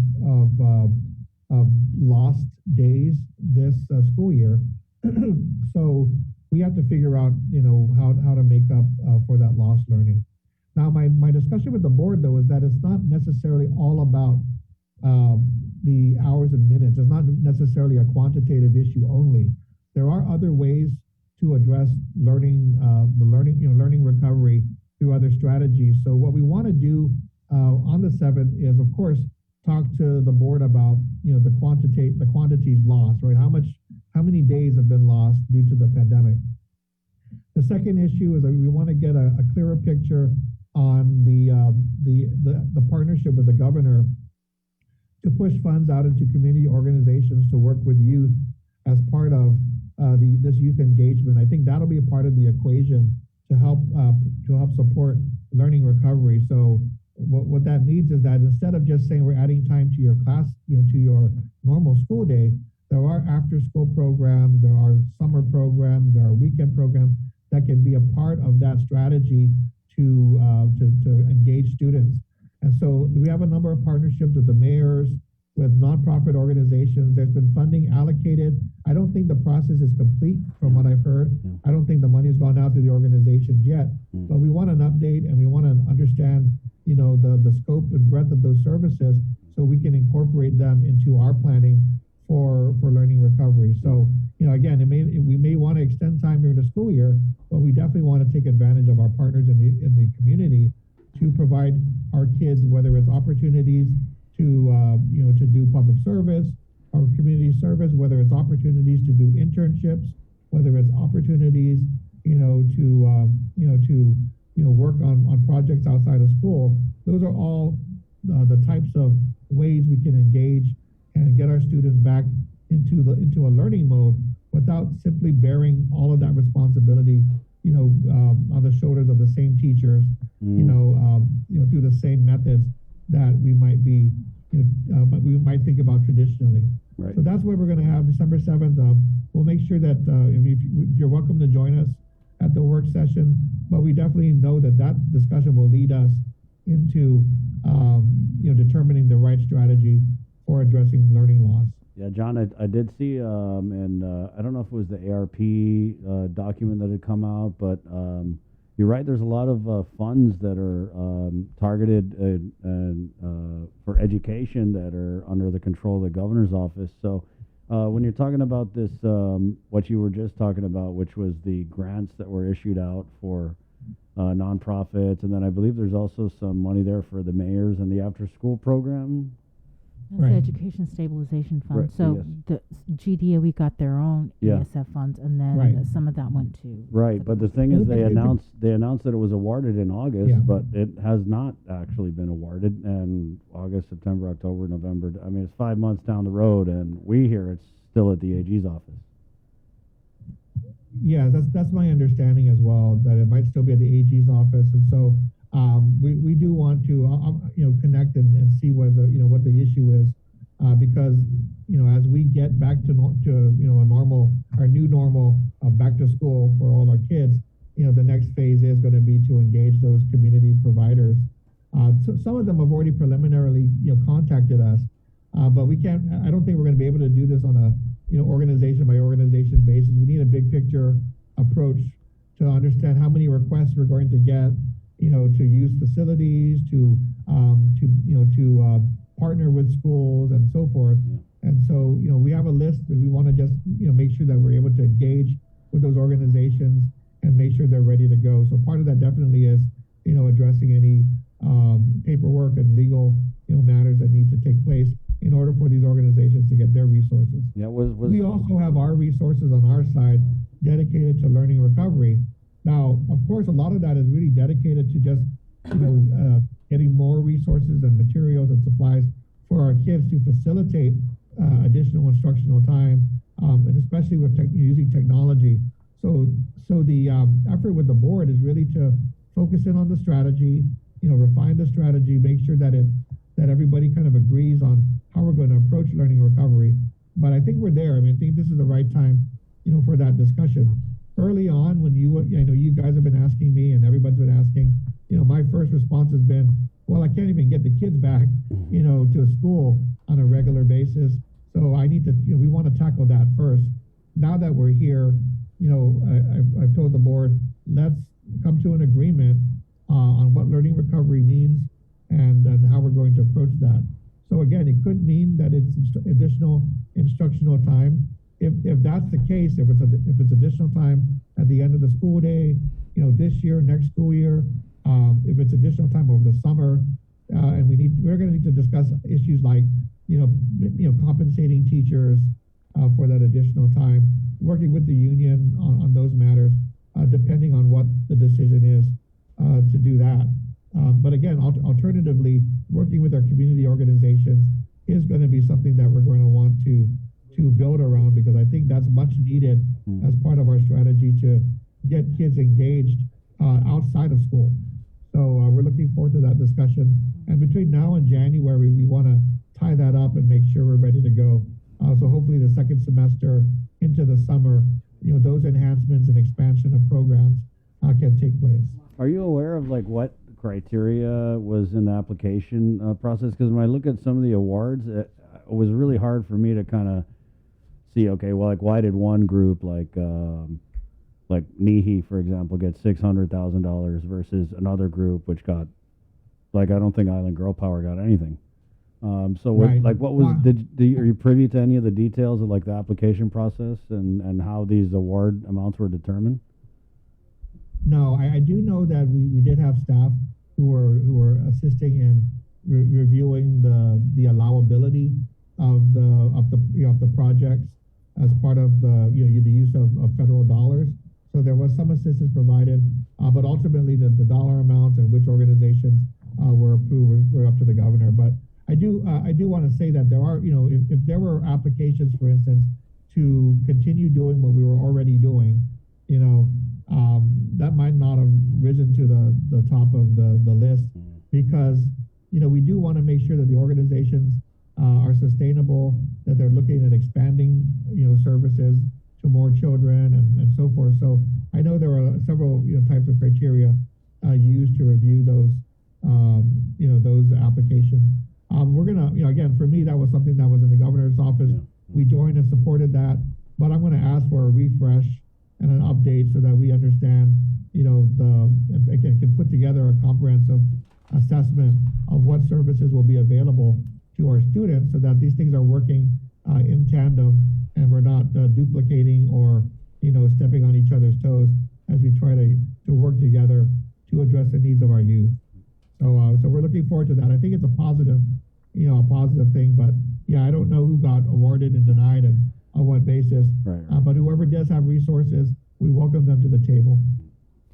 I wanted to ask John to follow up on whether or not you issued the ASPR report and also the school performance report cards, and if so, where can we view them?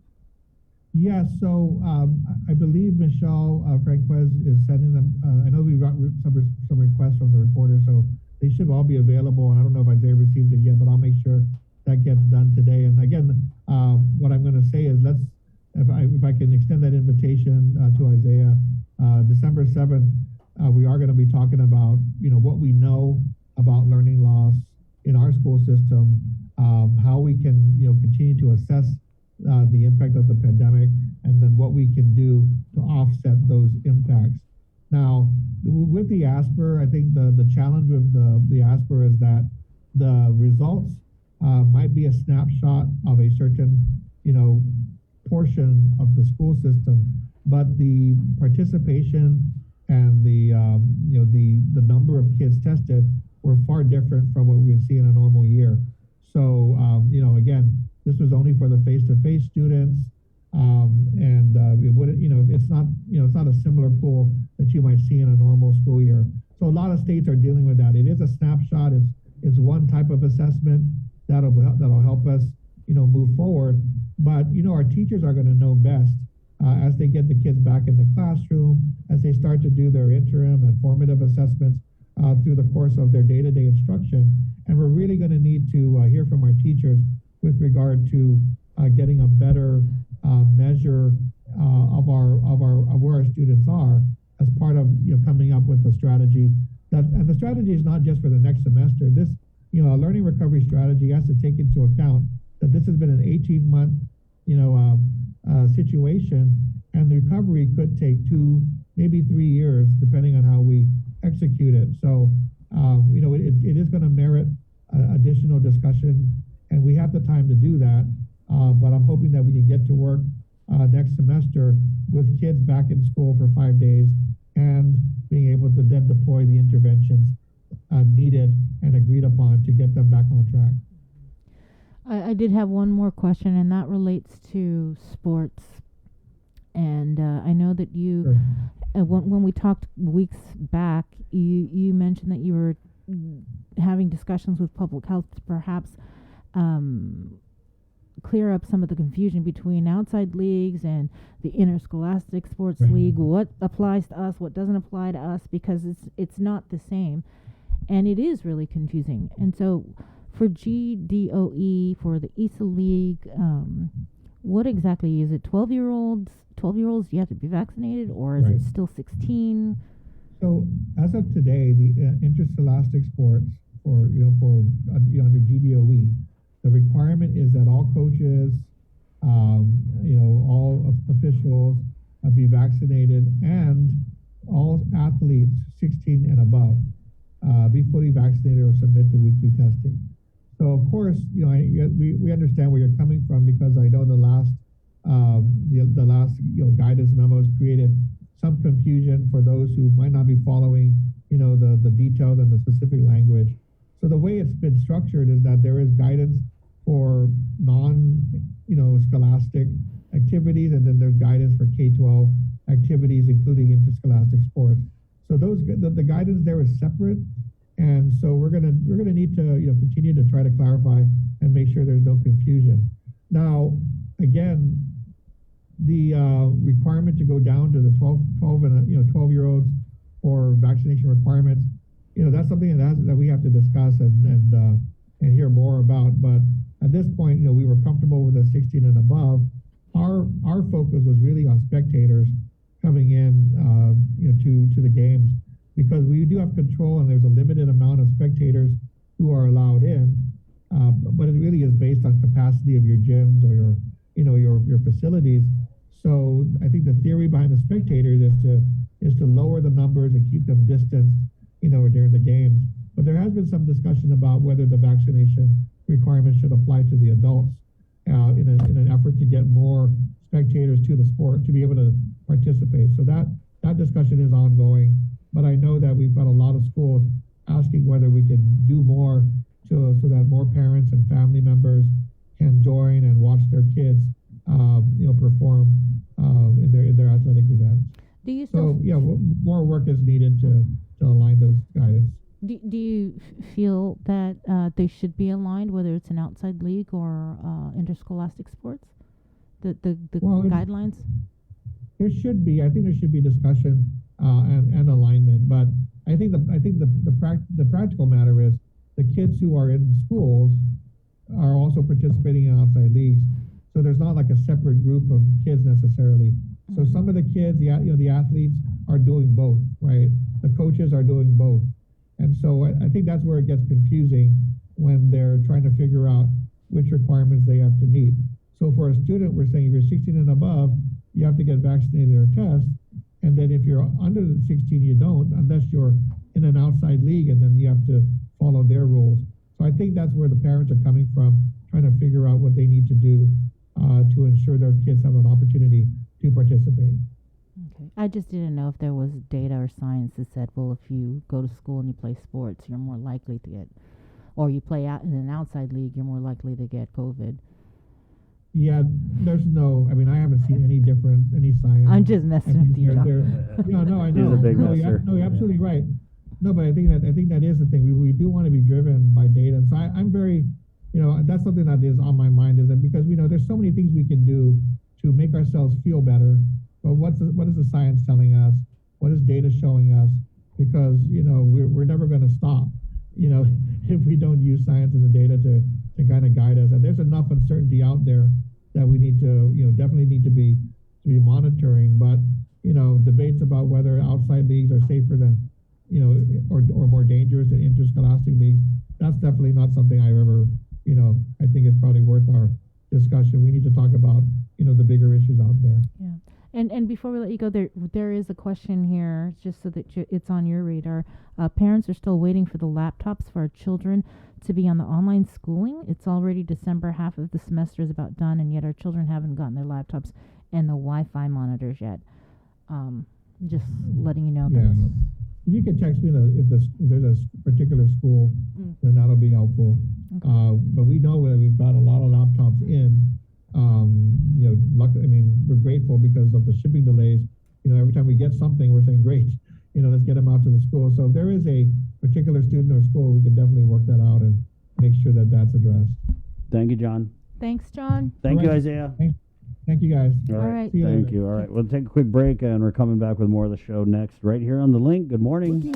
Uno Mixed. We're mixing it up on the last Thursday of every month with a look at lifestyle, entertainment, food, and so much more on the stations, networks, and digital platforms of KUAM Communications. Uno Mixed is presented to you by Docomo Pacific, Better Together, and Pepsi. That's what I like. It's time to save on shipping. Support our local entrepreneurs. Find the best deals, and unique products for your holiday shopping needs. The Christmas Pops virtual holiday marketplace is your hub for the best local gifts. Watch the Christmas Pops special airing through December 11th and streaming now across the stations and platforms of KUAM Communications. Visit KUAMChristmasPops.com and be on the lookout for local business profiles on our social media pages. Shop small and support local this holiday season.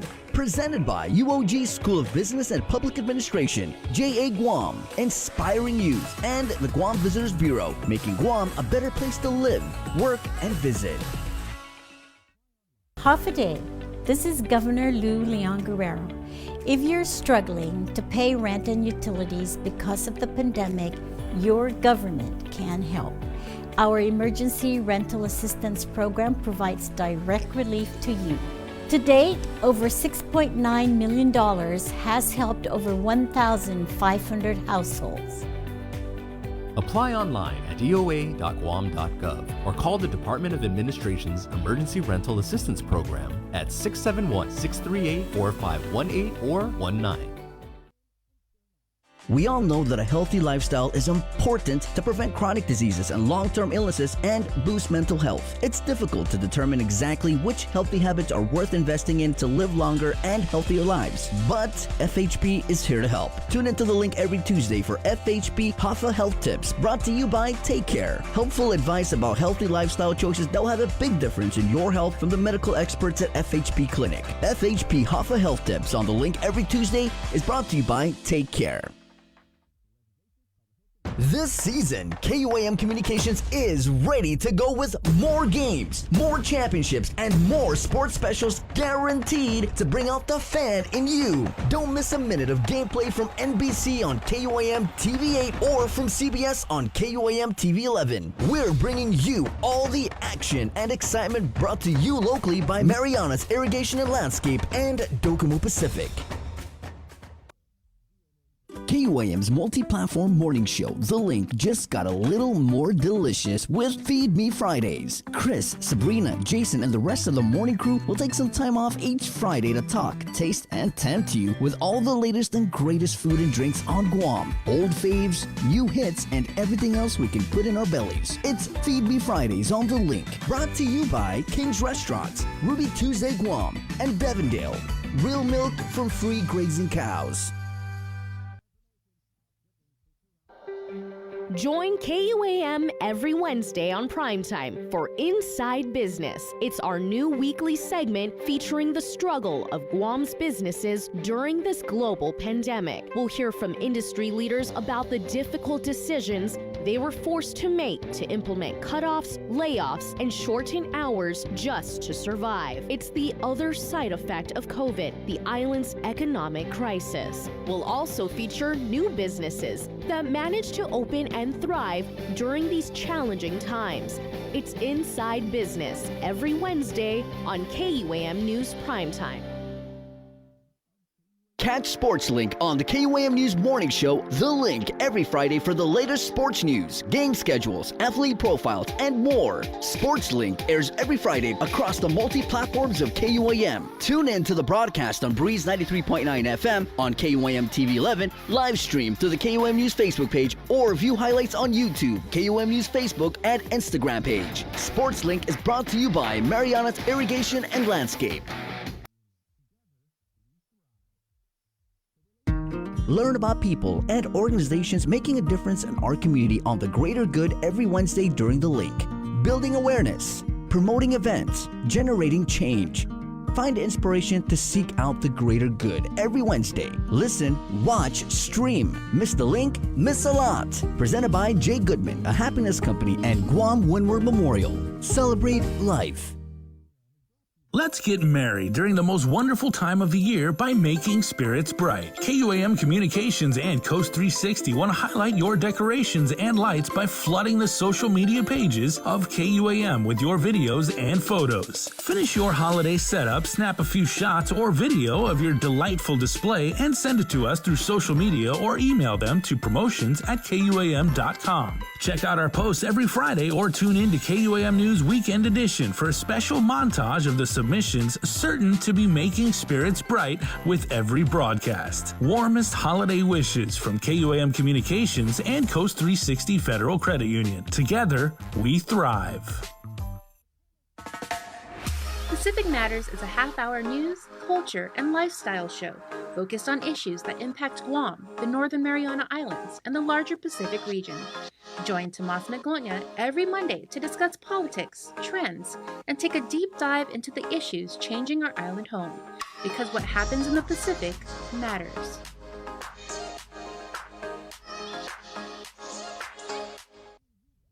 See what's on TV tonight with schedules, network news and notes, local promotions and giveaways on KUAM Communications social media pages. Like and follow us on Facebook or Instagram now for all the latest and never miss out. The world of television is more exciting than ever. Don't miss a minute of special presentations from NBC on KUAM TV 8 or from CBS on KUAM TV 11. Every month, we'll bring you the fun and excitement of award shows and red carpet moments, special series presentations, and other great network programs. Brought to you locally by King's Restaurant, Ruby Tuesday Guam, and Docomo Pacific, giving you more reasons to tune in and turn on. Fall in love with TV again with the best from KUAM Communications. The KUAM Podcast Network is back and on demand, featuring a great variety of podcasts from our island and region, including culture, lifestyle, awareness, crime, politics, commentary, comedy, and entertainment. Available on most streaming platforms. The KUAM Podcast Network. Subscribe and listen now.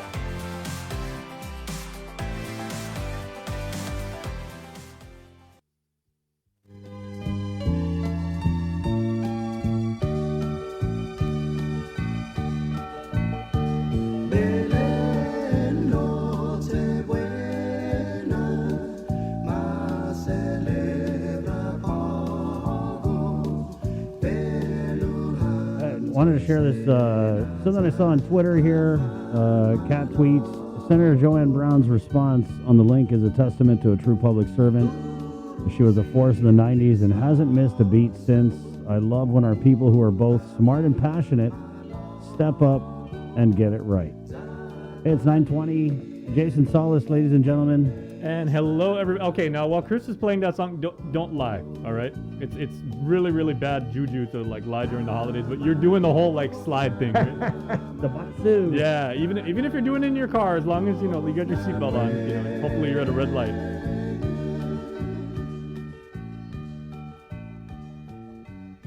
That's classic right there. It is good stuff. Chamilinians. You know what's classic too?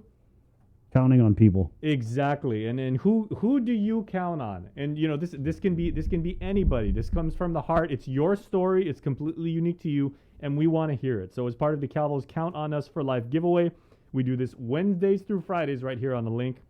And we are giving away not one but 2 gift certificates. We've got a gift certificate for you for $25 to Mezcla Bistro and $25 of gasoline from our friends at Shell. Of course, Calvo's Insurance is celebrating the way the people that we all count on for life. And they're kicking off the holidays by giving away exciting weekly prizes and crazy grand prizes. All you need to do is tell us who you can count on in good and challenging times. So, when things are going really good and when things are going not so good, who can you count on? And let us know how you're able to count on this person. You call it in, guys. That's how it works. 671-637-0094. So you just call in here. You tell us who in your life you can count on in good times and in bad. $25 at Mezcla Bistro goes a long way. Wow. That's some Tenatla Kutney right there. Good. Oh, God. You got to get the Tenals. Right? And we'll help you get down there or up there, depending on where you are on the island. So Shell is going to cover $25 worth of gas. So please give us a call. Once again, 671-637-0094, and let us know who you can count on. Right on. Let's go to the phones. We do have a caller on the line here. Good morning. Welcome to the link. Who's this? Hello. Hi. Hello. Hi. Hello. Good morning. Hi. Yeah, we're here on the link. Hi. What's your name? This is Juliet. Juliet. So, how are you today, Juliet? I'm okay. I always say could be better every day. Right.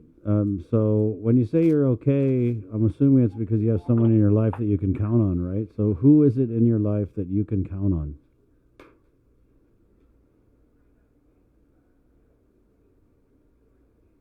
Juliet? My Nino, David. Very nice. Oh, you're Nino David. And tell us... Good times or bad. It doesn't matter what time of the day or whatever it may be. Really, he has so much. He gives me so much good advice. He's taught me a lot. Aside from my grandfather, he would be the first person I would choose, of course, but he's no longer with. And that's why he was selected to be your Nino, because like he is really that father figure, and you're guiding light when you need him. Correct. What's your Nino's last name so the whole island can know? Nino David Chargalov from what village? Inalahan. From Inalahan. Say it right. All right. Sorry. Well, Juliet, how much do you like the food at Mezcla Bistro? Honestly, I never ate there. Well, you are in for a treat. Oh, my God. Guess what? Toto Inalahan, you never been to Mezcla? Well, guess what? You're heading to Hagatnya. Woo! You're going to be right there. You're gonna have a very safe and secure and comfortable dining experience. And so we're giving you $25 to go to Mezcla Bistro. Are you going to take your Nino too? Wow. Maybe I should just give it to him as a gift. There you go. That's a good idea, yeah. Yeah, so we got you $25 for Mezcla Bistro and $25 in gas from Shell. What? So you're gonna? Oh, really? Yeah. So now you can gas up to go take your Nino to lunch. But from Inalahan all the way to Mezcla Bistro and Hagatnya, that's a round trip and then some. Yeah. Plus tip. Wow, that's nice. Thank you. Of course, Juliet. No, thank you so much for playing along with the Calvo's Insurance Count on You contest. Thank you. Happy holidays. Merry Christmas. And thanks for sharing your story about your Nino, Juliet. Ladies and gentlemen, Sabrina Salas Manzanani. Good morning, Sabrina. Good morning. And don't forget, you can go to calvos.com and nominate someone, and they can win one of the 3 grand prizes, as well as yourself if you're nominating. So they've got a family staycation. They got $1,000 shopping spree to Payless. for the person that is nominated. But if you nominate somebody and you go online and you register, you can also win. So we're talking about a $300 worth of Lone Star gift certificates, $250 worth of gas certificates, That's a lot of breads. $250 pay less gift certificates. So please go over there and check it out. Yeah, Juliet. You never know. Go. Calvos.com. Yeah. Okay, what is the site again? Calvos.com. Calvos.com. Okay, I Yeah. know. All right. Okay. Thank you. Okay. All right. Well, congratulations on having an awesome Nino. Mm-hmm. Thank you. Merry All right, Christmas. Yeah, you're very blessed if you got a really good name. Juliet, hold on the line, okay, because we got to get all your information. Okay.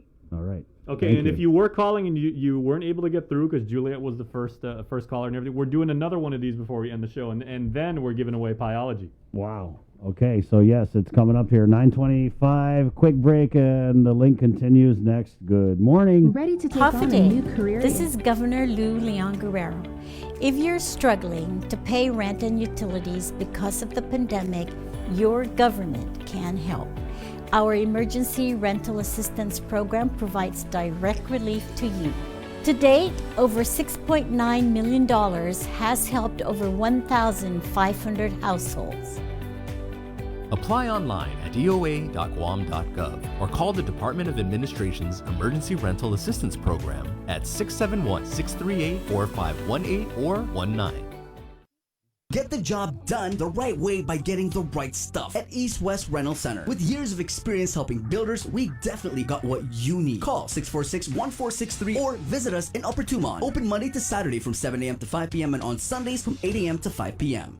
Mariana's Irrigation and Landscape Superstore. Stop on by and visit our showroom today. We offer everyday low prices on all major outdoor power equipment like bush cutter, chainsaw, power washer, generators, and more. Need service, repair, maintenance? Well, check out Guam's best superstore only at Mariana's Irrigation and Landscape, located in Barragata along Army Drive between Submarina and Besta Market. Call 735-7446 for more information. Now shipping to surrounding islands. Mariana's Irrigation and Landscape Superstore. Do you feel like you're missing out on something? Make life more rewarding with Pacific Points. Earn and redeem points for bill rebates and free load at IT&E, discounts on fuel at Shell, vouchers at Foodies, and United Mileage Plus miles. You can even pay with Pacific Points at IT&E, Shell, and Foodies. Pacific Points. Do more, get more. GU Self-Storage, conveniently located near the Harmon McDonald's. We offer affordable rates, online payments, and auto bill pay for your convenience. Plus gate access daily from 6 a.m. to 9 p.m. Call us today at 648-7867 for more information. The relationship between Guam and Manila, Philippines is undeniable as we share similar cultural traditions, history, and heritage. With generations of Filipinos calling Guam home, KUAM presents a monthly look at the capital city, featuring in-depth and engaging interviews on everything from medical tourism to new business and government leaders. Veteran newscaster Nestor Lecanto delivers Beyond Our Borders. This special program is brought to you by KFC. Get ready to run or ride to 22 with the Miles Challenge. Join the challenge from now till January 31st to rack up those miles on foot or by cycling. Runners can choose from 100, 200, and 300 miles. Cyclists 300, 600, and 900 miles. Go to mileschallenge.com to select your challenge and register today. The Run and Ride to 22 Challenge is brought to you by Uproar, Trench Challenge, Kill Cliff, and KUAM Communications. Donation proceeds to benefit the EMC Cancer Foundation. Guam is good. Let's get merry during the most wonderful time of the year by making spirits bright. KUAM Communications and Coast 360 want to highlight your decorations and lights by flooding the social media pages of KUAM with your videos and photos. Finish your holiday setup, snap a few shots or video of your delightful display, and send it to us through social media or email them to promotions@kuam.com. Check out our posts every Friday or tune in to KUAM News Weekend Edition for a special montage of the submissions certain to be making spirits bright with every broadcast. Warmest holiday wishes from KUAM Communications and Coast 360 Federal Credit Union. Together, we thrive.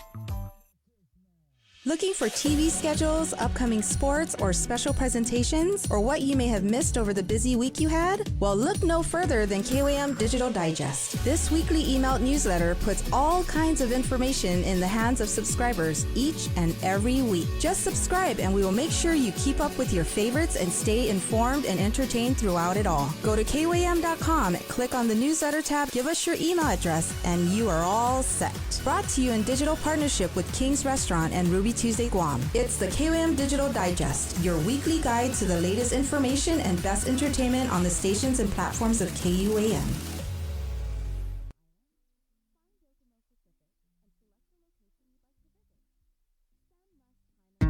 Learn about people and organizations making a difference in our community on the greater good every Wednesday during the link. Building awareness, promoting events, generating change. Find inspiration to seek out the greater good every Wednesday. Listen, watch, stream. Miss the link? Miss a lot. Presented by Jay Goodman, a happiness company, and Guam Windward Memorial. Celebrate life. It's time to save on shipping. Support our local entrepreneurs. Find the best deals, and unique products for your holiday shopping needs. The Christmas Pops virtual holiday marketplace is your hub for the best local gifts. Watch the Christmas Pops special airing through December 11th and streaming now across the stations and platforms of KUAM Communications. Visit KUAMChristmasPops.com and be on the lookout for local business profiles on our social media pages. Shop small and support local this holiday season. Presented by UOG School of Business and Public Administration, JA Guam, inspiring youth, and the Guam Visitors Bureau, making Guam a better place to live, work, and visit. We know you're tired of hearing about COVID-19. Some of you are probably wondering whether this is ever going to end. However long it takes, we all have to do our part, including our children, to hold the line. You can protect yourself and your family by getting vaccinated. And if you're already vaccinated, don't let your guard down because you can still give and get COVID-19. And if you're not vaccinated, remember that if you catch the virus, you could suffer more severe complications. At the end of the day, it's the choices we make to protect ourselves, our families, and our community that will control the spread. We know it sounds repetitive at this point, but again, wash your hands, watch your distance, and wear your mask. Together, we have to hold the line. We all know that a healthy lifestyle is important to prevent chronic diseases and long-term illnesses and boost mental health. It's difficult to determine exactly which healthy habits are worth investing in to live longer and healthier lives. But FHP is here to help. Tune into the link every Tuesday for FHP HAFA Health Tips, brought to you by Take Care. Helpful advice about healthy lifestyle choices that will have a big difference in your health from the medical experts at FHP Clinic. FHP HAFA Health Tips on the link every Tuesday is brought to you by Take Care.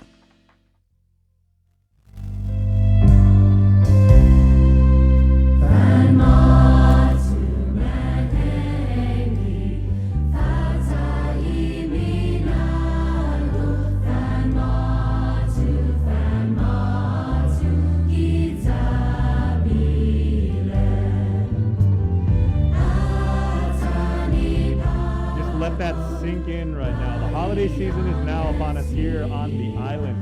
Throughout the Marianas, we continue to celebrate, and of course, we are sending our thoughts and our prayers and just good energy to our brothers and sisters up in the NMI as they are experiencing an outbreak right now. Tomas Mangulio, of course, covering this, and we'll bring you the latest. But please send your prayers up to the NMI as they go through this. We are going to get to the greater good right now. It's our segment where every week we bring you interesting stories about interesting people in our island community, doing wonderful things, perpetuating culture, serving the community, and basically letting you know how wonderful our island is. And our guest today, none other than someone who I have not had the pleasure in talking with face-to-face in at least 2 years, right? Joe Kanata with the Guam Preservation Trust. Joe, half a day and happy holidays. Buenas. Happy holidays to everyone. And it's great to be back again into the link, and I like your entrance music. Thank you. I was gonna say you don't really hear like too many Chamorro choirs where they have that traditional bass guy. I mean, the St. Francis choir. I mean, they've really got like the high end and everything. You don't really hear like the lower register. That was cool. That's good. Well, you guys were talking about people you can depend on earlier. Mm-hmm. because I have like almost about 20 teachers that I can always count on, and they're Chamorro teachers. And that's really, I want to talk about the project Estudiata. Sure, absolutely. Okay, well, first of all, Joe, before we get to that, okay, has the, Sure. of course, you embody, you know, the spirit, the Southern hospitality of Humatek and everything. That's the last time I talked to you face to face. Have we already started setting up the Belen down there in that part of the island? Yes, a lot of folks, even before Thanksgiving, people are setting up their Belen, they're setting up their Christmas tree. The lights are up, so come on down and experience Christmas. Wonderful. Through your, I guess you call it windshield. So hopefully, if people want to do something and they really want to feel like that, you know, that island Christmas vibe and everything like that, drive through the village. You know, Humatek by the sea, and you know, like if people have their Belens, hopefully, like, you know, like in the yard and everything like that, you'll be filled with the spirit too, and you really do feel that rustic southern. Southern love. Yeah. So as Maleso and Inalahan. Absolutely. So, you'll feel the spirit there. Go through the whole side. Make it an island-wide trip. Right. Yeah. You have lots of great homes in Senyahanya. Absolutely. They have really great homes that have put up their lights, and it's incredible. Sure. We hope the storm doesn't damage any. We hope the storm did not damage any of the lights that were up. But well, hopefully they use that grass that like anchors really really good to the to the plywood and everything. So tell us, Joe, if you would please about these wonderful Chamorro teachers that are keeping our culture alive. So the Guam Preservation Trust, with funding from the National Trust for Historic Preservation and the Guam Department of Education Chamorro Language Division, have gotten together and have taken Chamorro language teachers. We've taught them how to teach with historic places. So we took them around the island, showed them the different sites, and I had them choose a site that is dear to them. And we had them write a narrative, write a story about that site. And so they wrote the story about the site, and then they did much more than writing the story about the site, the narrative. They also did lesson plans that they can take into their classroom and share it with the other teachers. But we didn't stop there. We took that narrative, and because music, especially music here in the islands, they're great learning methods. So we took the music, the narrative, and we gave it to our musicians. Our musicians turned around and wrote original stories, original melodies, original lyrics about that site. And so really great music. But we didn't stop there. We took that music and we sent it to cultural dancers in the schools. Okay. And these cultural groups actually choreographed based on that song, choreographed the story. They did a story again, just using like interpretive dance to tell, you know, to put movement to the ideas, the story itself. And so you have not only the narrative but the song, but you also have the cultural dance component to it. And we didn't stop there. You keep going. Yeah. We keep going. Keep going. extra. So this would not be a Joe Kanata-led project if we didn't keep going. Yeah, we started with 10 sites and now we're at 20 sites. But we didn't stop at the dance, cultural dance group. PBS saw what we were doing and they said, you know, why don't because of our situation, our pandemic, let's do a virtual field trip. And so we got PBS to come in and got the cast together to have a video. And we have now a virtual field trip, telling the story, listening to the music, and watching the cultural dancers dance their stories about that. So Joe, I'm the son of two educators, and I would think that this kind of falls under like the concept of, you know, when you think about the educational qualities of it, it's like what they call like the immersion learning, because, you know, it's one thing to read something in a book, it's another thing to, you know, to experience, like you said, you know, like the music, you know, the historical significance, you know, learning learning from the old ways, from our manamko, and then, actually being able to see the images. Yes. We place everything in a website that teachers, not only teachers here in Guam, but not only DOE teachers, but teachers everywhere, and not only teachers, but our people in Guam and the rest of the world have access to this virtual field trip. Absolutely, it's digital, man. We get it all over the world. And when you go in, you're not only seeing a virtual field trip, you can download the music. There's a downloadable music that's there. You can also download the lesson plans that the teachers have prepared. So what we've done is we've taken this concept, we've taken the project itself, and we presented it at the National Trust for Historic Preservation Conference, so that other communities can do the same thing. So that other communities in not only in America but also in other countries can actually do the same concept, the same methods of teaching. This is wonderful, Joe. And this is it's really incredible. So when you go into the virtual field trip, there's no English at all, and people are asking, how come you don't translate it in English? Because if we did, then you're only going to read the English part. Right. But if you listen over and over to the songs and you get to sing the songs, then you get to know the words. Then you can look up the words in the dictionary, and then and the dictionary, again, there's an online dictionary that you can look up the words. And if you see the dance, you'll start to kind of like take away some of the concepts and that's an incredible learning tool. It's an incredible learning tool, not only for schools, but really for the rest of the world. Joe, could you give us maybe like a snapshot of some of the 20 exhibits to be featured? So for instance, let's talk about the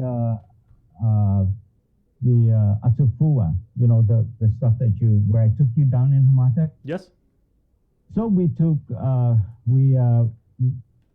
a teacher, Chamorro teacher, actually went down there. She actually took her family down there, and she took some photos. We talk about it. She did her research work, and then she wrote a story about Fua, the creation story that is associated with. And then we took that and we gave it to musicians, and they actually recorded professionally. So when you go online and you go into the music parts, it's a beautiful song. In fact, they play it sometimes in when you listen to Ruby and Jesse. Ruby plays some of the songs in Western. So there you go. Actually, Joe, I remember this because I think we partnered with you guys earlier this year to do the first series. Yes. Yeah. So all we did was we just did the narrative, and then you guys went around. Your cameraman went around and just took the video.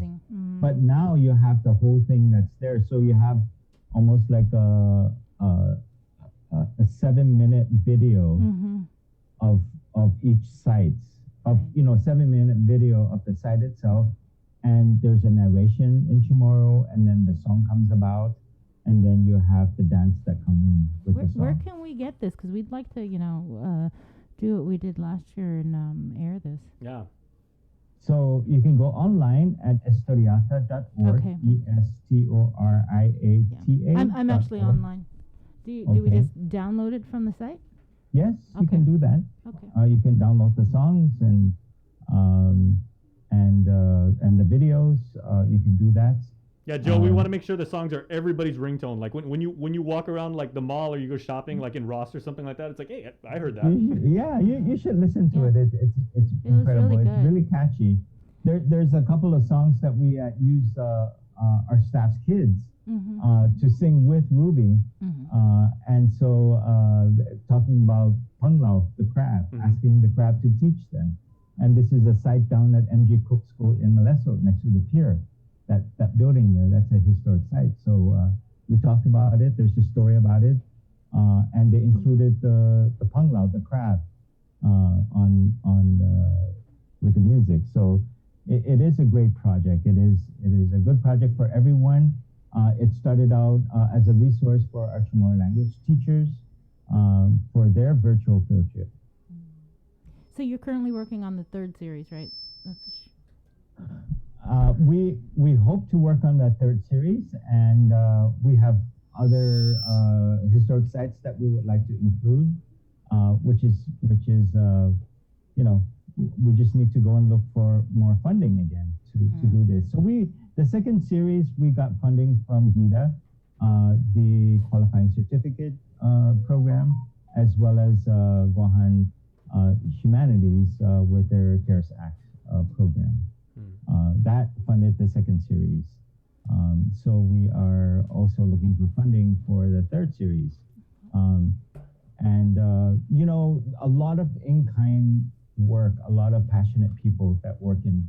We had close to 100 people that work in this project. Because you're looking at dancers, you're looking at teachers, you're looking at the camera crew, you're looking at calling the mayor to prepare the site, to prep the site so that we can go in and film, film the production of this. We went down to Litektan and 7 o'clock in the morning with the dance group to do the filming down at Litektan. So that you can go on that field trip without even driving down to Litektan.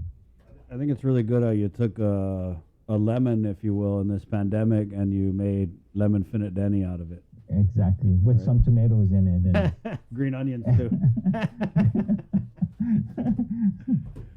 Joe, we're short on time, but I know you did want to talk about the Antantano master plan.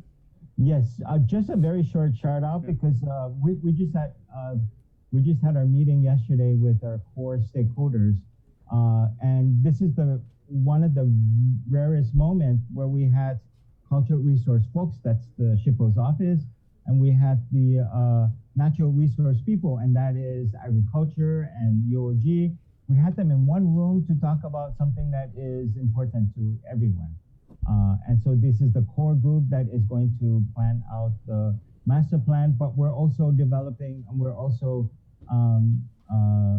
going to be doing some focus group sessions with communities, with the people in PT, the people in Santa Rita, where the Atantano is, and surrounding villages around that area. Joe, can you just refresh my memory? Is this where we went on the little tour there by the old Shell refinery? Yes. Okay. So you go in there and you keep going, and there's a pristine laddie set. Right. Yeah. Right past the bridge, right there. Just park right there, and there's a ribbon there you can walk in. Right. Yeah. So Joe, when we did a live stream. We went there, and Jason wore his church shoes. Yeah. In fact, if you go into atantano.org, your video is on it. Oh wow. So, yeah. So Joe, when we went that day, we didn't get to go all the way in, right? Because you said it's like keep going in, and you're going to find the laddie formation and stuff. So if people go on that tour now, does it go all the way in, or is that no? Okay. No, we've just limited to the mango tree. I got you. You kind of stop when you come out of the jungle, right, Joe, and then you reach like a clearing, and I think there's like pipeline in the background, right? Yeah. Okay. There's a mango tree, and that's where the rest area is. Nice and then place. We turn around. Yeah, it's beautiful. It's a beautiful place. Bring your mosquito coil. Yeah. And so that master plan actually is going to define how we're going to use Atantano. It's 74 hectares. It's a lot of property. Yeah. There are a lot of people that want to do a lot of things, but we're looking at just yesterday we had to come up with a vision for Atantano, and everyone's talking about a center for a cultural center, a research and development center for flora and fauna, looking at just everybody just getting together to take care of our heritage. And there was one question: isn't culture heritage?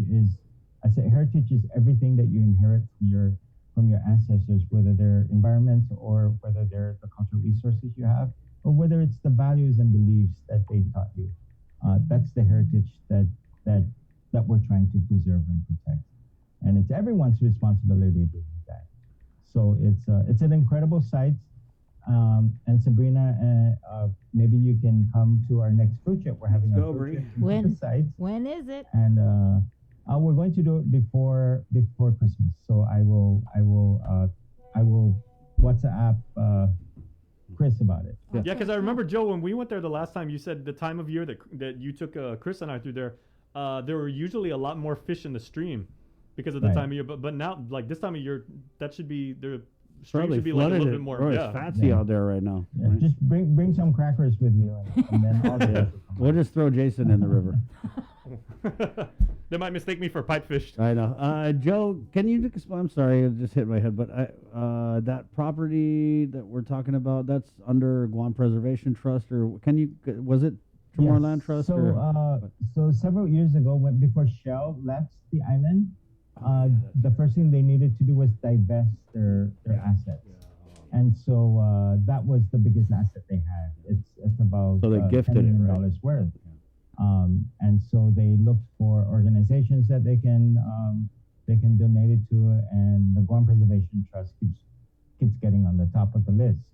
And so we're able to get it actually for $1, and with condition that it becomes a heritage preserve. That's awesome. Which is really that's our business. That's what we do, and it's awesome. It's going to be a really great place for everyone. Yeah, Joe, we're so glad you come on. You're doing such valuable work for the future by documenting and chronicling everything that happened in the past. So and there's a lot more work. I know that we're doing right now. Never stops, huh? Maybe another time. Let's go. Yeah. Okay, I'll text you. Yes. Okay. Okay, Joe. Happy holidays, Joe. Yes, to you and your Merry family. Christmas. You too. That's Merry that. Christmas. Yeah, Merry Christmas. Let us know if everyone. you want to join our choir. Oh yeah. Okay. That's that. Okay, so that was the greater good, of course, everybody. We bring you this wonderful segment each and every Wednesday, and it's brought to you by your friends at J. Goodman, a happiness company, and Guam Windward Memorial, where they celebrate life. J. Goodman has quality products, the best customer support, and friendly service. They're open 24/7 at guamgoodman.com. In-person pickup and delivery is free. Please order with confidence because it is the J. Goodman way. Amen. And if you want to schedule a tour of the Guam Windward Memorial facilities and go see our friend Miss Maisie and see about that life planner, which she really Check if she got that dog. Yeah. Oh yeah. Go for the life planner. Stay for the dog. Give her a call at 688-6371. Thank you very much, Jay. Just in time for the holidays, they're bringing it back. I'm talking about Whopper Wednesday at Burger King. Yep, you go to Burger King today. Drive through whatever, when you order a Whopper, and then you say, Okay. I love love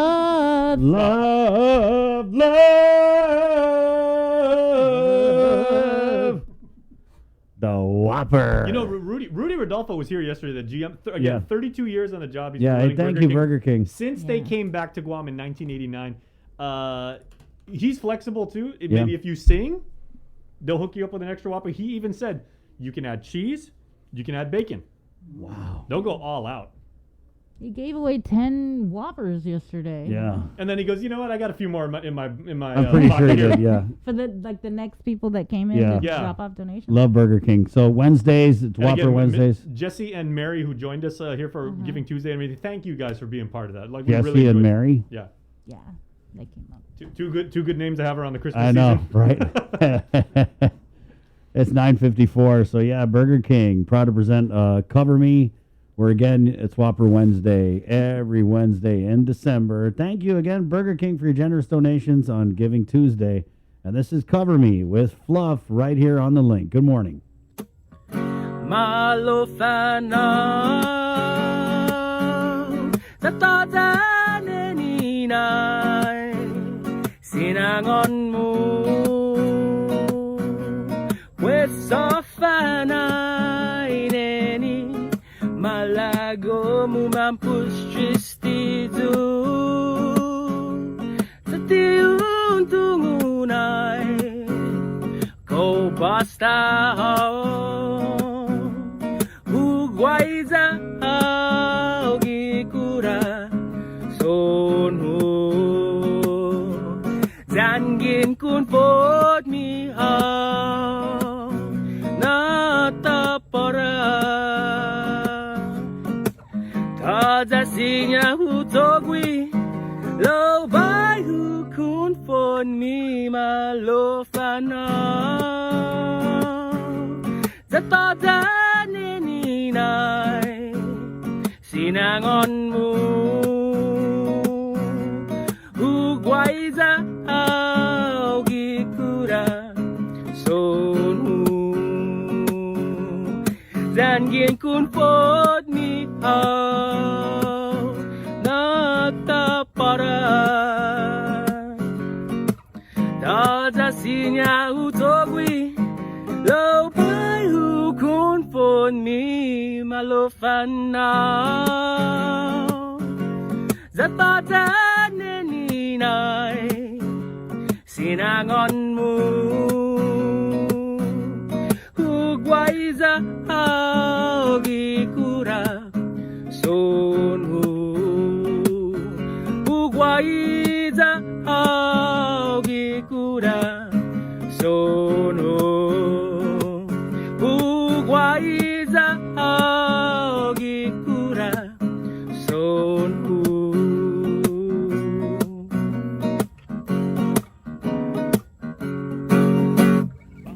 There you go, Fluff 9:57, Wednesday, December 1st. show. Yeah, let's end the show. Let's end the show by making somebody happy by, if you would share with us your story, tell us who you can count on, because of course Calvo's Insurance is celebrating the people that you can count on for life. Good times and bad, pluses and minuses, alphas and omegas.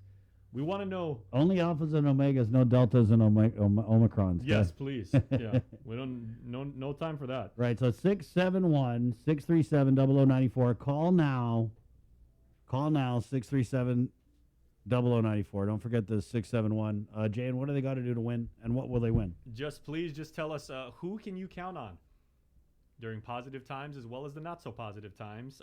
Let us know who that is and why, and we will give you a $25 gift certificate to Pieology and a $25 gift certificate from Shell to get there. Of course, Pieology has 2 locations over at GPO and closer up the street from us over at the Dedido Mall. Right, and let's go to the phones then and look for a winner. Line 2. Morning. Good morning. Welcome to the link. Who's this? This is Deborah. Deborah, good morning. Deborah. Thank you for Deborah, happy joining us. holidays. Hi. How are you? We're doing pretty good because we can count on each other.